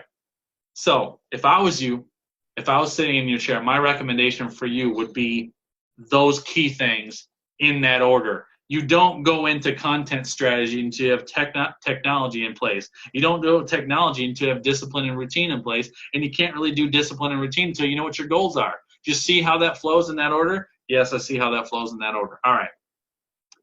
So, pause, park. Do you see what I just did with that, right? So I just basically, I took in the professional conversation, I had you to admit to me everything that you love, everything that you hate, everything that's a struggle, everything is a problem. Now I've basically taken everything that you told me and I've lined it up with my service and my offer and exactly what I do and how I do it and in the order I do it. And I'm basically demonstrating to you that I get you and I understand what's necessary for you to change. And so I'm basically walking you through, just like I did when you shared with me your pain points and I got you to admit them.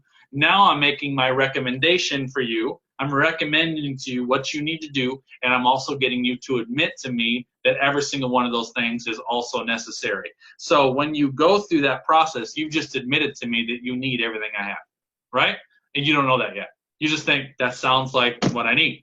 So unpark, we're back on the road. So I go through that whole thing, and I line that all stuff. And I'm like, okay, so I'm going to be like, all right, Nettie, we just covered a lot, girl. Like, I know I've been talking for a while. I know I've dumped a lot of stuff on your mind, and you've probably got a ton of notes, but you probably got some questions. So my time is yours. My mission today is just to help you understand what you need to do to move forward. So I'm gonna give the floor to you, and I want to know just what questions do you have? Is there anything that I've discussed with you today that needs more clarification? Is there anything that you wanted to bounce off of me today that we haven't talked about?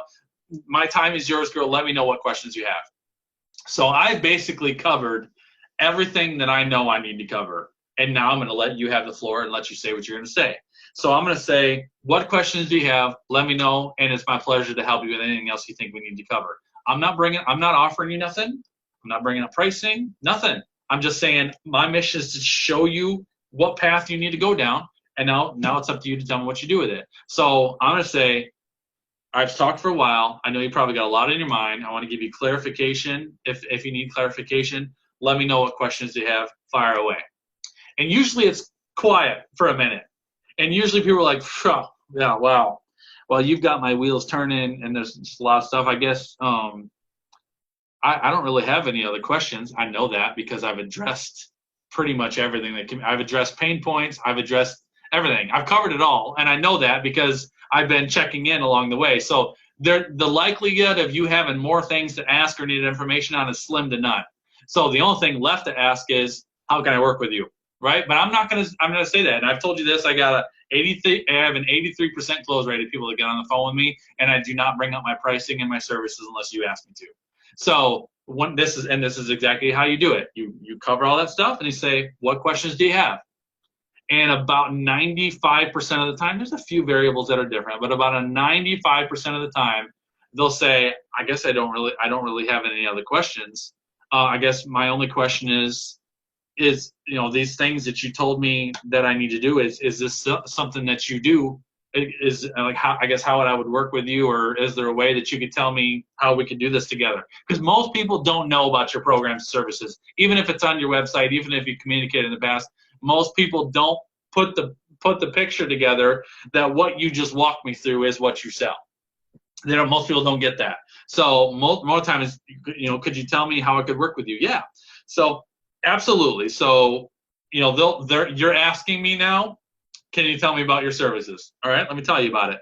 So I'm gonna say, all right, so I think I've outlined for you clearly what needs to be done. My recommendation for you would, if you're able to, my best recommendation for you would be my signature branding package. My signature branding package is a 6-month program, and what it does is it's going to take you through everything we just covered. We're going to work together over the course of 6 months. We're going to start with your goals. I'm going to help you break down your goals. And basically, I'm going to just go right back through my list. I'm going to help you break down those goals and really help you establish a process for not only clearly identifying what your goals really are, but creating an actionable process for how to approach those goals on a daily and weekly basis. Once we do that, then we're going to go into your discipline. I'm going to help you establish an effective daily routine, morning and evening routine. I'm going to teach you how to block your time. I'm going to teach you how to be maximum efficiency every single day, and really how to identify what matters most in your business so you can be doing the things that matter and trimming the fat off the things that are just wasting your time. Does that make sense? Yeah, it does. Awesome. So we're going to go through that. Then we're going to really go into your technology. I'm going to help you establish your signature offer. We need to figure out what it is that you're selling and really put some framework around that, and then give you a branding and a website to really create the presence that's necessary for you to establish yourself as a credible professional in the online space. Can you see the value in that? Absolutely. So I'll take you through that whole process, and I'll help you with it step by step by step. We're going to get your technology set up. We're going to get your branding done. We're going to get your process in place, and then we're going to spend a lot of time together on strategy, on content strategy, engagement strategy, how to get people on the phone, how to close them on the phone, how to fulfill your services professionally, how to manage multiple clients. All those things are crucial to succeeding in business. There's a lot of things that people miss there, so I'm going to help you through that whole piece. So over the course of 6 months, I'm going to take you through everything that you need help with and some things that you don't even know you need help with. And at the end of 6 months, you're going to have an established business presence in the online space, positioned in your market as a credible professional, and have all the knowledge and information that you need to go out and operate this business effectively and engaging. That investment for that program is $5,000. How does that feel to you? And then I'm going to stop, and I'm going to be silent. And so I'm going to walk you through everything, and I'm basically just going to confirm everything that I've just told you that you needed. You already admitted to me that you needed it, so now I'm just going to expand on it a little bit and tell how I'm going to apply it. And so I'm going to go through, I'm going to confirm this is my program, this is my product, this is what I do. The investment for that is $5,000. How does that feel to you? Now, Park, this is a couple things that are important. First of all, when they get to the point where you ask them, what other questions do you have? My time is yours. Let me know any other questions you have, and it's my pleasure to serve you. Once you give them the floor, you give them the mic, and they say, I guess, I really don't have any other questions other than can you tell me, about how I could work with you or whatever. And they've given you the approval to go ahead and talk about your program. A mistake that people make right there in that point of the conversation is they get in their mind that you're their financial advisor and you have to determine what they can and can't afford. It's not your job to determine what they can and can't afford. Your mission is not to get their money, spend their money, or save their money. Your mission is to advise them what they need, period. That's it. This is not a money conversation. This is a service conversation. And I will tell you, this is where you will see your results go off the chain. And this is where you see your fees go straight up, because you stop projecting your beliefs and opinions about money onto other people. Celia, go ahead and chime in, buddy.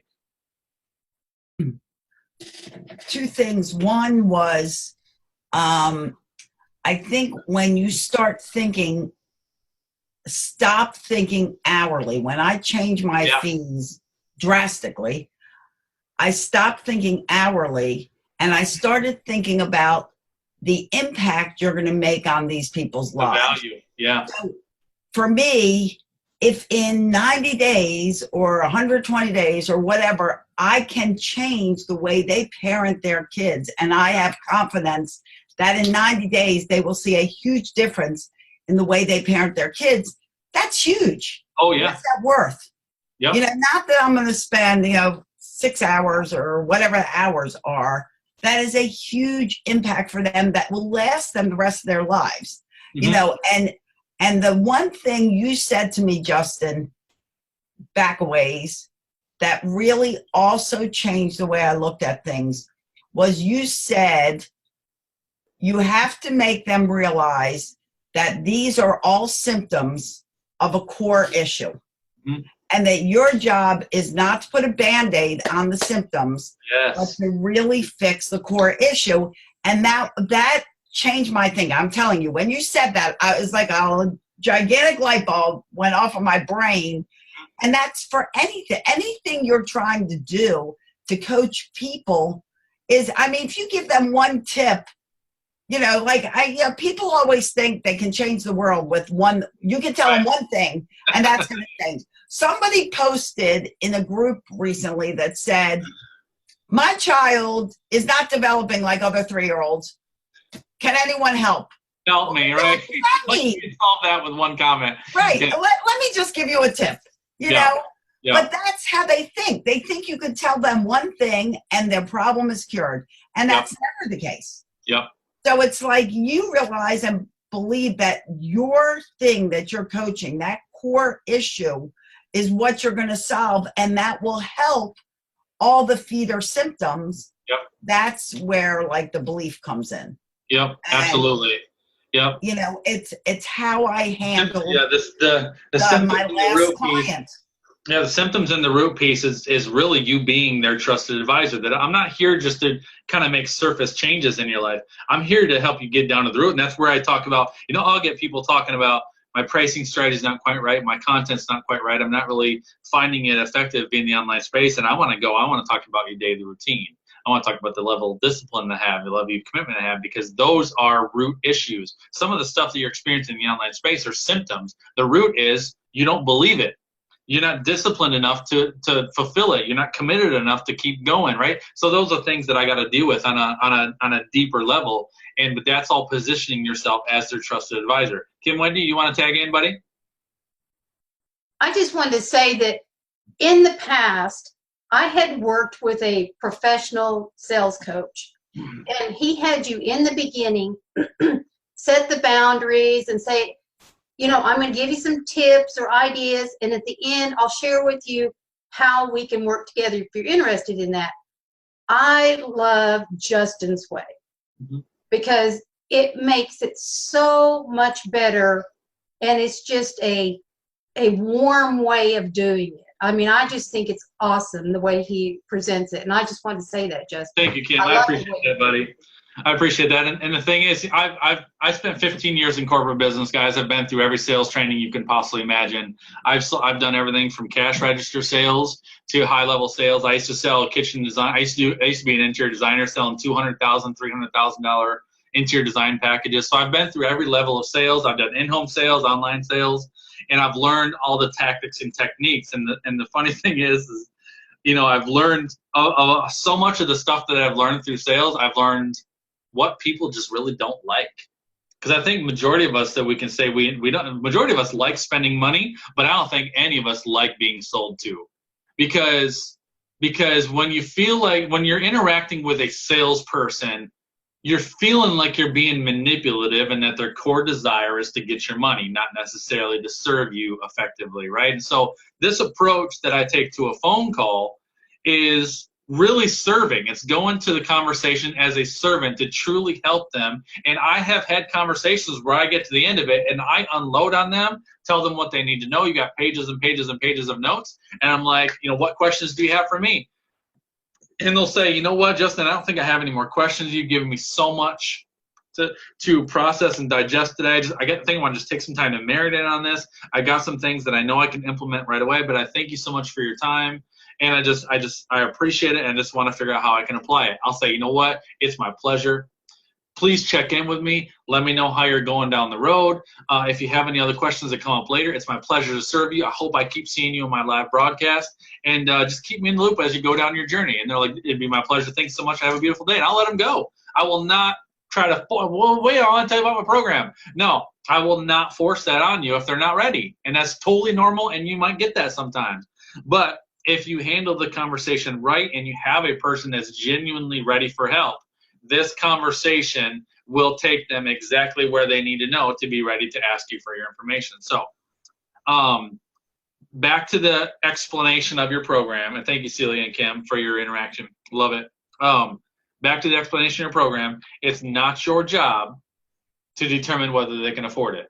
It's your job to advise them what is best for them based upon what they've told you, based upon what you know of their personal situation, but based upon what pain points they've uncovered.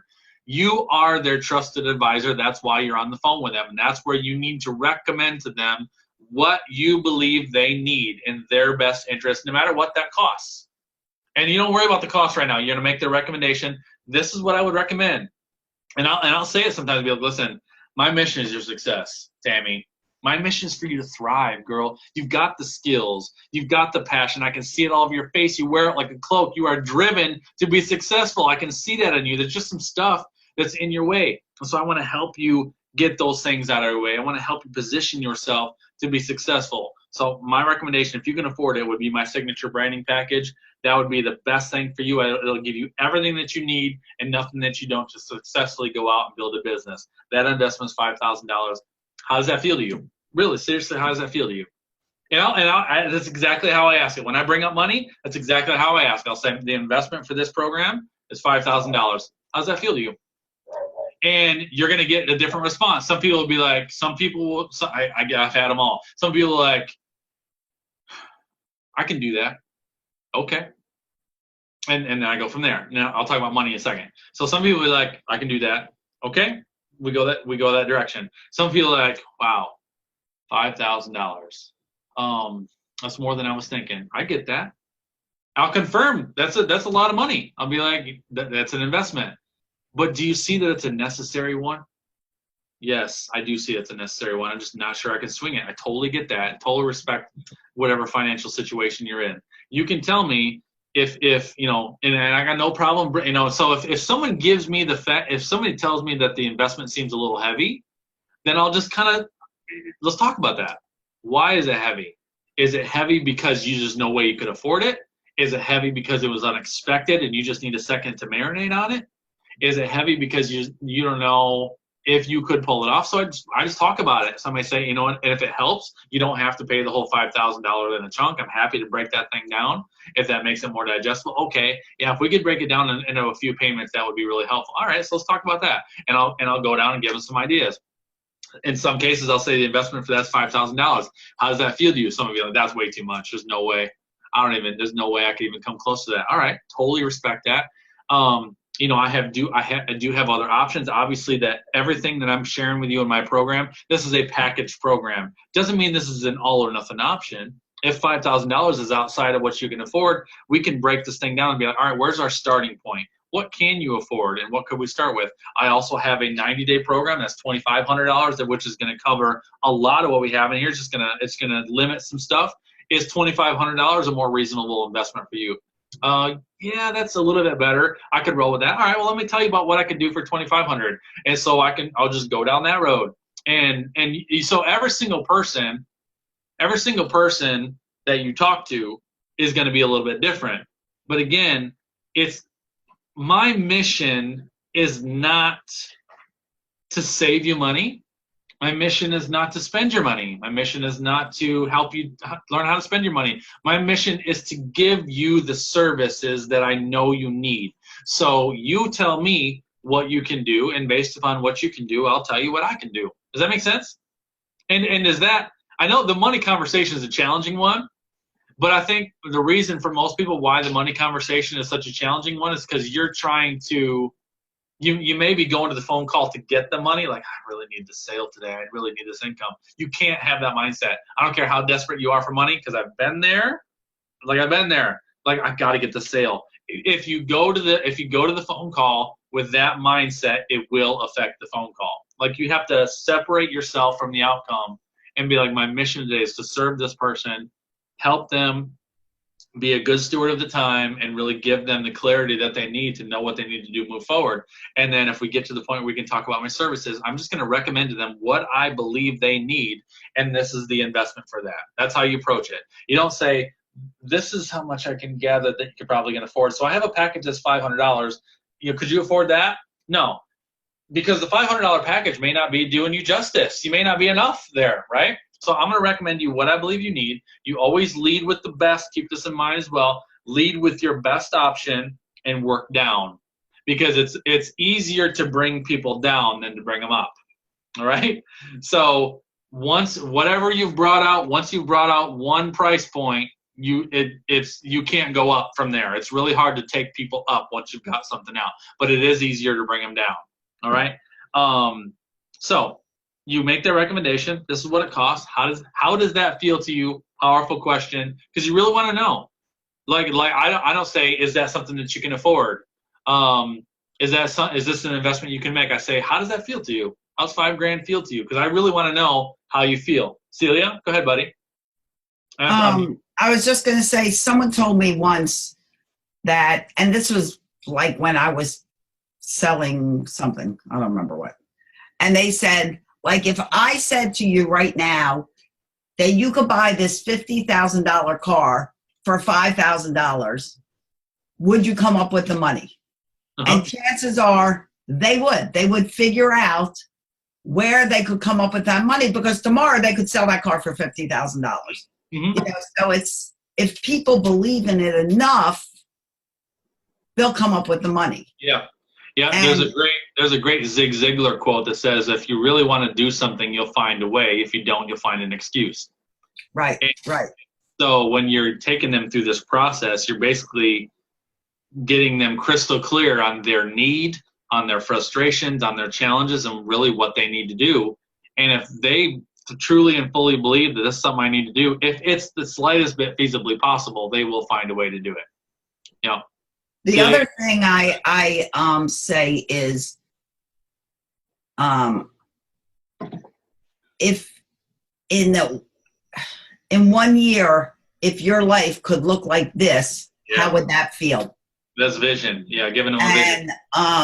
And then the one thing you told me to do that signed this fabulous client was, when we talked before I called her, you had me, because I was like, well, should I sell her 90 days, 6 months, a year? And you were like, go for the year. Go for it. Yeah. You know, go for the year. And I mean, clearly money wasn't an issue. I mean, I'm not going to reveal who this person is, but if you follow baseball, you would know who this person is. So money was not an issue for them, but it was to believe in them. And when I said a year, she said fine, a year, which was her best, really was her best option, because her kids are, well, her child is very little, and she's about to give birth to her second, and she wanted help all along. And then she paid it all up front, which I didn't tell you. She paid the 6 months. I love it. She texted me back that night and said, just charge the rest. I didn't know that. I know, I didn't tell you that. Yeah, buddy. I love it. I was like, I'll be cool and I'll wait till tomorrow. It was like 9 o'clock at night. Yeah, but that's awesome. But I wouldn't have done that had I not talked to you. So thank you. Yeah, I love it. That's awesome. I love it. Review with Justin before. Nigel has a question. If someone gives a lowball price for their expectations on what they want to spend, how do you invite them to change their mindset and spend more, get a better quality service? If someone gives a lowball price for their expectations, meaning that they don't see the value in your service, is that the deal, Nigel? You're muted, buddy. You're gonna have to unmute yourself if you want to expand. All right, there you go. The question is if their expectations of what they want to spend on the services is low, and then how do I convince them or invite them to? So they have an idea in their mind of what your service should cost, and it's lower than what it does cost. Is that the idea? Yeah. I think this is where some confidence comes into play for all of us, for our services, right? Where, like, I'm unapologetic about my service, man. I mean, I know what my value is, and like, I can't remember the last time anybody ever questioned my price. I had somebody asking me the other day, what do you do if somebody asked you to lower your price? I'm like, that's not your customer. If they have somebody that's trying to get your price lower, they don't see the value in your service. And honestly, that's, in my opinion, that's not a customer you want to work for, because not all money is good money. Not all customers are good customers. And usually the ones that want to pay the lowest are the ones that are the biggest problem customers. I think the biggest way to offset that, Nigel, to answer your question, is being super confident in the value that you bring. And I know what you guys do, and I know how you do it, and your personal approach to your business, the service that you provide. You just gotta help that customer see what you do that's above and beyond what anybody else does, and that this is the price that we charge for that. And it's up to them to determine whether they want the cheap, average service or whether they want the high value service. Maggie, go ahead, buddy. I was, in response, not response to that, but actually kind of adding on, I think maybe that question precipitated from the comment of asking the client or the potential customer, what can you afford?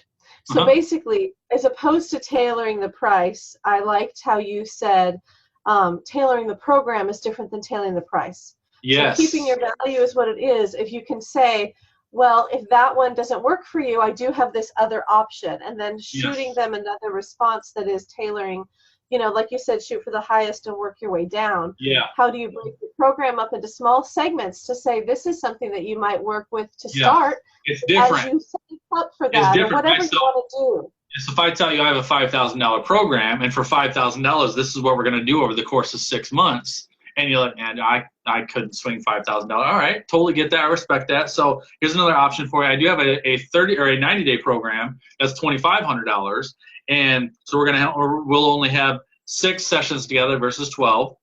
I will still get a website built for you, but it'll only be 3 custom pages rather than 8. We won't cover this, and this. You know, so I'll have to eliminate a few things in there because we won't have so much time together. But it would still do this, and this for you.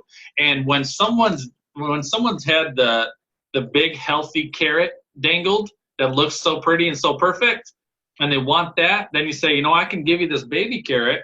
The carrot still tastes good and it's still orange and it's still going to give you some sustenance. It's just not going to be as big and as full as the other one. Then they have to decide in their mind, all right, if I am not going to make a significant of an investment, I'm going to have to lose some stuff. I'm not lowering my price to meet your budget. I'm reducing my services to meet your budget. All right, I got several hands up. Well, Celia again, and Tammy, if you want to chime in. Go ahead, Celia.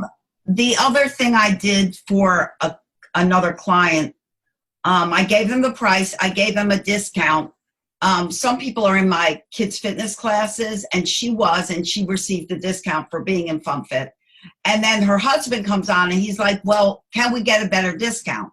And I'd already put her at the price that she was going to be. Yep. And what I said was, I can't give you any more of a discount because I already gave you a FunFit discount. Yep. But I would be happy to add on 2 more calls on the end. So they were still paying the same thing, but instead of 12 phone calls, they were now getting 14. That's good. Yeah, that's a great point. And anytime you'll have this occasionally, you'll have people that may try to get you to negotiate price because that's just somehow people are wired. I want to get the best prices possible. So if you get someone that's trying to haggle you on your price, I'd never budge my price. I usually, if I feel like they need an incentive, I'll add value. There's a difference between taking price away versus adding value. I can't take anything off my price, but I can give you this bonus if you'd like to be able to do this. And that's a good way to kind of end that conversation. Some people just ask it because that's in their nature. And if you say, no, that my price is my price, and that's what the investment would be, all right, well, I just thought I'd ask. You know, you have that sometimes. But you got to be careful. You got to be careful because as soon as you start lowering your price without anything being affected, you're going to get yourself in trouble. Tammy, you want to add into anything?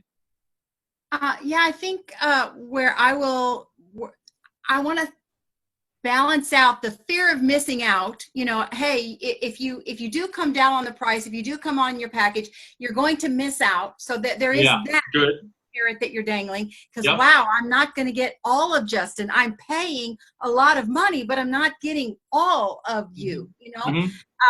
And then there's the other thing that I think maybe they need a little bit more nurturing to understand that they're worth it. You know, when I already knew that I wanted to hire you, but I didn't know what that cost. So when you gave me that cost, I was like, you know what? I see the value, but now I have to take it to my husband. And my husband was like, do you believe that it is worth this value? And I said, yes, I do. But then you had to wrestle with yourself a little bit. Pardon? You had to wrestle with yourself a little bit. Like, am I worth this investment?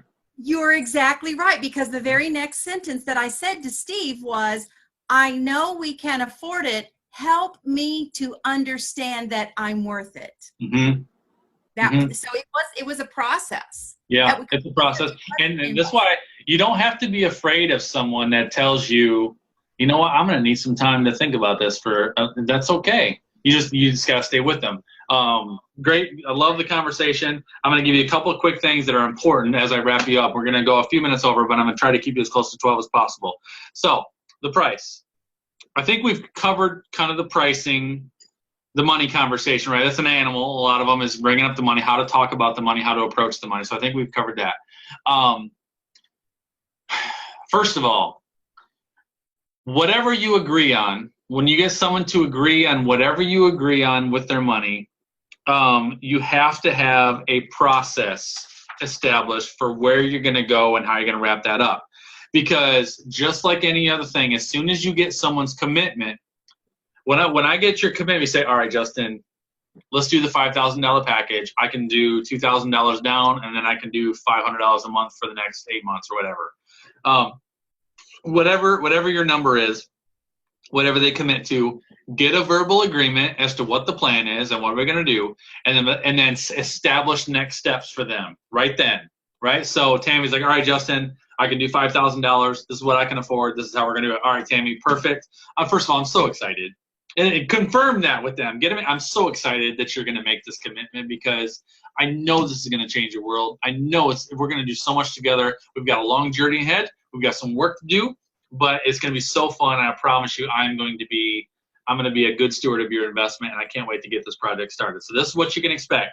As soon as I hang up this phone, I'm going to complete a contract for you. I'm going to email you a contract within the next 30 minutes. And that contract is not anything that you need to sign and return back to me. It's just going to be my commitment, my promise to you for your investment. It's just going to completely outline what all you're getting for this package. So I have a pre-populated contract where all I got to do is go in, fill in the name. It's got all my legal terms in it, terms and conditions, all that stuff. All I got to do is fill in Tammy's name, fill out the terms of her contract, save it as a PDF, and send it to her. I could send it to her in 5 minutes. So contract is important. You want to have an outline of what your service is to provide that to people quickly. So I'm going to tell Tammy, I'm going to send you this contract within the next 30 minutes. You're going to get it via email, and then I'm going to send you an invoice. You're going to get 2 emails from me. One's going to be a contract, and the other is going to be a invoice through my online invoicing system. So that's going to come right to your email. You can click and pay right there with a credit card. And so I'll send those over to you. And do you have any other questions for me? Nope, I'm good. All right. Tammy, thank you so much for your conversation. Love talking to you. Love getting to know you. Can't wait to get this project started. You can look out for those emails here in the next 30 minutes. All right, Justin, thank you so much. Goodbye. Hang up. Inside, I'm sending an invoice. Fill it out, send it over, email. So email invoice first. Thank you so much. Here's your invoice. All right, I'm sorry. Here's your contract. Then I'm going to go in and send an invoice. Once I send an invoice, I'm going to text Tammy. Tammy, what's up, girls? Want to let you know your invoice and your contract are both in your email inbox. Be sure to check your spam folder if you don't see either of those. And if you do miss any of those, please let me know, and I'll be happy to make sure I get them to you. Let me know if you see them, okay? Thanks so much. She's going to write back, got him, Justin. Thank you. All right, thank you so much, girl. Talk soon. And then I'm going to give it 24 hours. So 24 hours. And Nettie, I see your comment, buddy. If you need to roll, you'll roll, and I'll have this. I'll actually email you this replay. All right. That's for everybody. I'll email you guys the replay so you have it. So you got to have a process in place. You got to have a process for how you're going to collect money. You need to have a contract established, and then remember that once you hang up a broadcast, once you hang up the phone call, as soon as you hang up the phone call, their buying temperature starts to fall, right? Because all this conversation has stirred them up. It got the buying temperature up here. As soon as you sever the conversation, buying temperature starts to drop. I've had people that have gone through this process, secured the phone call, got a commitment on the phone call, and then they didn't follow up with that person, get them a contract or an invoice within 48 hours, and the client never paid. They changed their mind because it just took too long. You got it. So you got to be right on it. You got to get their commitment while their commitment is high. Go ahead, Celia. I'm worse than you. I asked for that credit card on the call. You get it. Okay. I actually say, okay, I just say, what credit card would you like to use for whatever payment has been agreed upon? Go for it if you need to. And and they usually give it to me. Yeah. And then I have the credit card, I charge it, I make an invoice, but the invoice gets paid with the credit card. Yep. And that's good. And they always give it to me. Yep, that's awesome. I don't even have to wait. Go for it if you want to go for it. The only reason I do the invoicing is because I want you to have, because when I do a call, because my package has so much in it, and there's so much that I'm going to cover. I want you to see in written form, again, everything that I'm going to get for this. Plus, most cases, 85% of my clients are women, and a lot of them usually want to discuss what I'm doing with their husband before they make the investment. So I got to have that thorough contract so they can communicate it to their husband before they make that decision. But you just, regardless, the moral of the story is get that payment as soon as possible, so you can get that commitment as soon as possible. So keeping the buying temperature hot, invoicing, payment system, contract. And just this will happen occasionally, Celia. I don't know if you ever had this happen with you, but you might send them the contract and the invoice, and then 24 hours go by and no payment comes through. Check in. I don't. If 24 hours, if nothing happens, I'm gonna check in and just be so I'll be like, hey Celia, just checking in, buddy. Just been thinking about our conversation yesterday, and I want to I'll say something along the lines of, I want to make sure I can commit our next appointment on my calendar and start blocking your project into my calendar in the next coming months. So as soon as you can make that payment to that first payment, I can start working on my calendar for your project. So let me know as soon as you're gonna be able to do that. So it's not a matter of, hey, when are you gonna pay? It's a matter of, I'm working on my calendar. I'm going to figure your 6-month project into my schedule, and I want to work on doing that. I'm not going to do that until you can make your payment. Yeah, I did that with my first client. And then that's what, well, I talked to you about it, and that's what you told me to do, and that worked. I can't put your date on usually usually just that little bit of nudge, because sometimes people need to realize, some people are like, well, I'll pay it next week. But then we're like, well, Justin's like, well, I'm working on my calendar currently, and I need to work your project into my calendar. They're like, oh, okay, I'll go ahead and pay it now. So it's sometimes that's just a little bit of a nudge just to get them to get their payment in, and usually that's enough. Some people will tell me, all right, Justin, I'm waiting on my tax returns to come in or whatever. I should be able to make that payment by next week Friday. Ooh, okay, so now I got to keep your buying temperature hot for a week. So that's, you got to be, and I've had that happen. I've had it is sense of urgency, Tammy. It's exactly what it is. I've had people that have told me I'll pay the contract next week. Next week comes, they don't. Check in again. I've had people that have taken 3 months to make that contract payment. And I see a question from Kim. That's a great one. So Kim asked me a question, said, what about just starting out and doing a beta program price lower to work out any kinks? Great question. I love betas. I'm actually doing a beta right now, Unleash. So I got this vision for something that I wanted to roll out this year called Unleash, which is a 6-month coaching experience. I had the whole thing mapped out completely for what I wanted to do. And I have a group of 10 people that I'm taking this thing through. The amount of time and effort and like everything that I'm putting into this program, it's really a $10,000 program. It's like what I'm doing in it, it's crazy. And so this round I'm selling for $3,000, and $3,000 is a steal for what I'm doing with these people for 6 months. But I've never done a program like this with a group of people before. So because it's my first round, I need to test the theory and the concept, and I need to get some social proof. I need to get some testimonials. So once I take this group of 10 people through this program and it's done, I know, like I believe in my heart, I know exactly what it's going to do for people. I think it's going to be life-changing. But I need to kind of experience that for myself. So to answer your question, Kimberly, I think there's nothing wrong with setting a low price point for something to start it out, just to try it out and see how it works. And then once it works once, then bring your price up the next time. Like I did this with my Inner Circle. When I first got the idea to launch my Inner Circle 3 years ago, I didn't know what I wanted to charge. And so I started out at $500 for a full year in my Inner Circle. That's where it started at. And then I raised, every 6 months, I raised the price. So the first time I launched it, it was $497. Then I went up to $697. Then I went up to $897. Then I went up to $1497. Now it's $2,500 bucks. So 3 years ago, I was selling it for $500. Now I'm selling it for $2,500. And so every season that I go through, the value and the process, you learn from yourself. and you can gain some traction as you go. So I think starting at a low price point's good. Let people know it's a beta, and then just work up from there. Does that make sense, Kimberly? Okay, great question. Trying to think if there's anything else. Celia, I've worked with you on this for a long time, buddy. Anything else that we need to tell this group that I haven't already covered? I think the key is practice, like listen to this over and over again, practice it. Any things like you don't want to forget to ask, write them down. Like I have things written down that I like the first call or the first few calls I made with people, I forgot to ask them, like specifically, how many kids do you have? Are there stepkids? Give yourself a little roadmap. Because I didn't have them written down. I went into like, why did you reach out or whatever. So now I have those written down too. And then also along those lines, key statements too. Like the key statements that I talk about are so important. Like questions like, how does that feel to you? Right. I highlighted them. Yeah. Do you agree? Would you agree with that?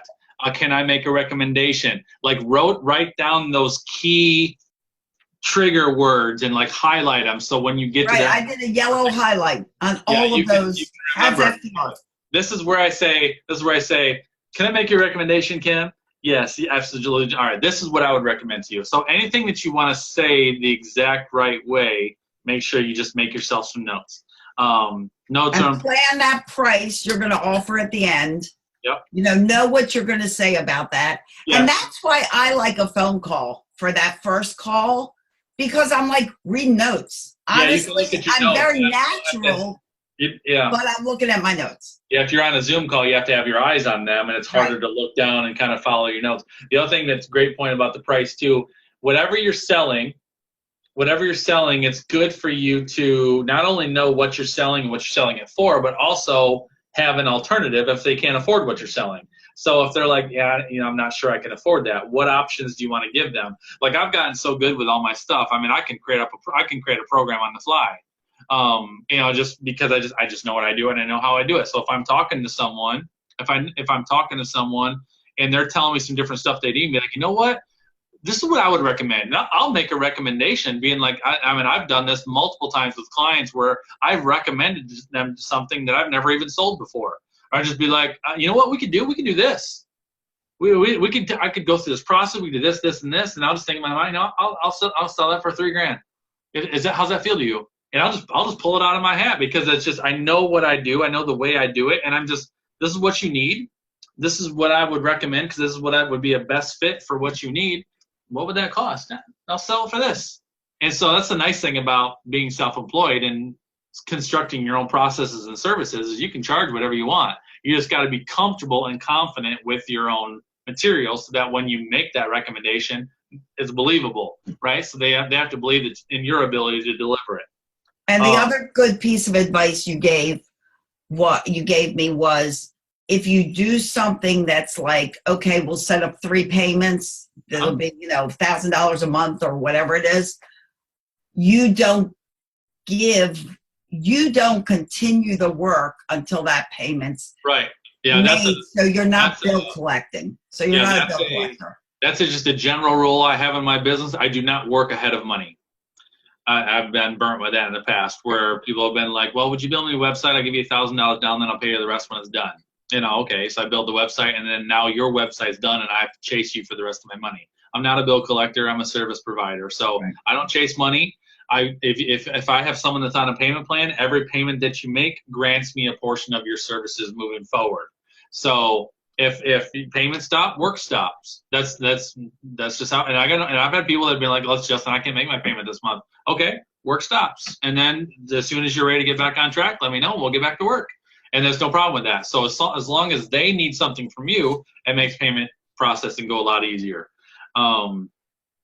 Great stuff. I can't think of anything else groundbreaking that you guys need to know. I want to give just a second for any questions. I think you guys have been asking them as you've been going. Anything that anybody wants to just bounce off me, run by me in your own particular situation we can talk about for a second, or have we pretty much covered it?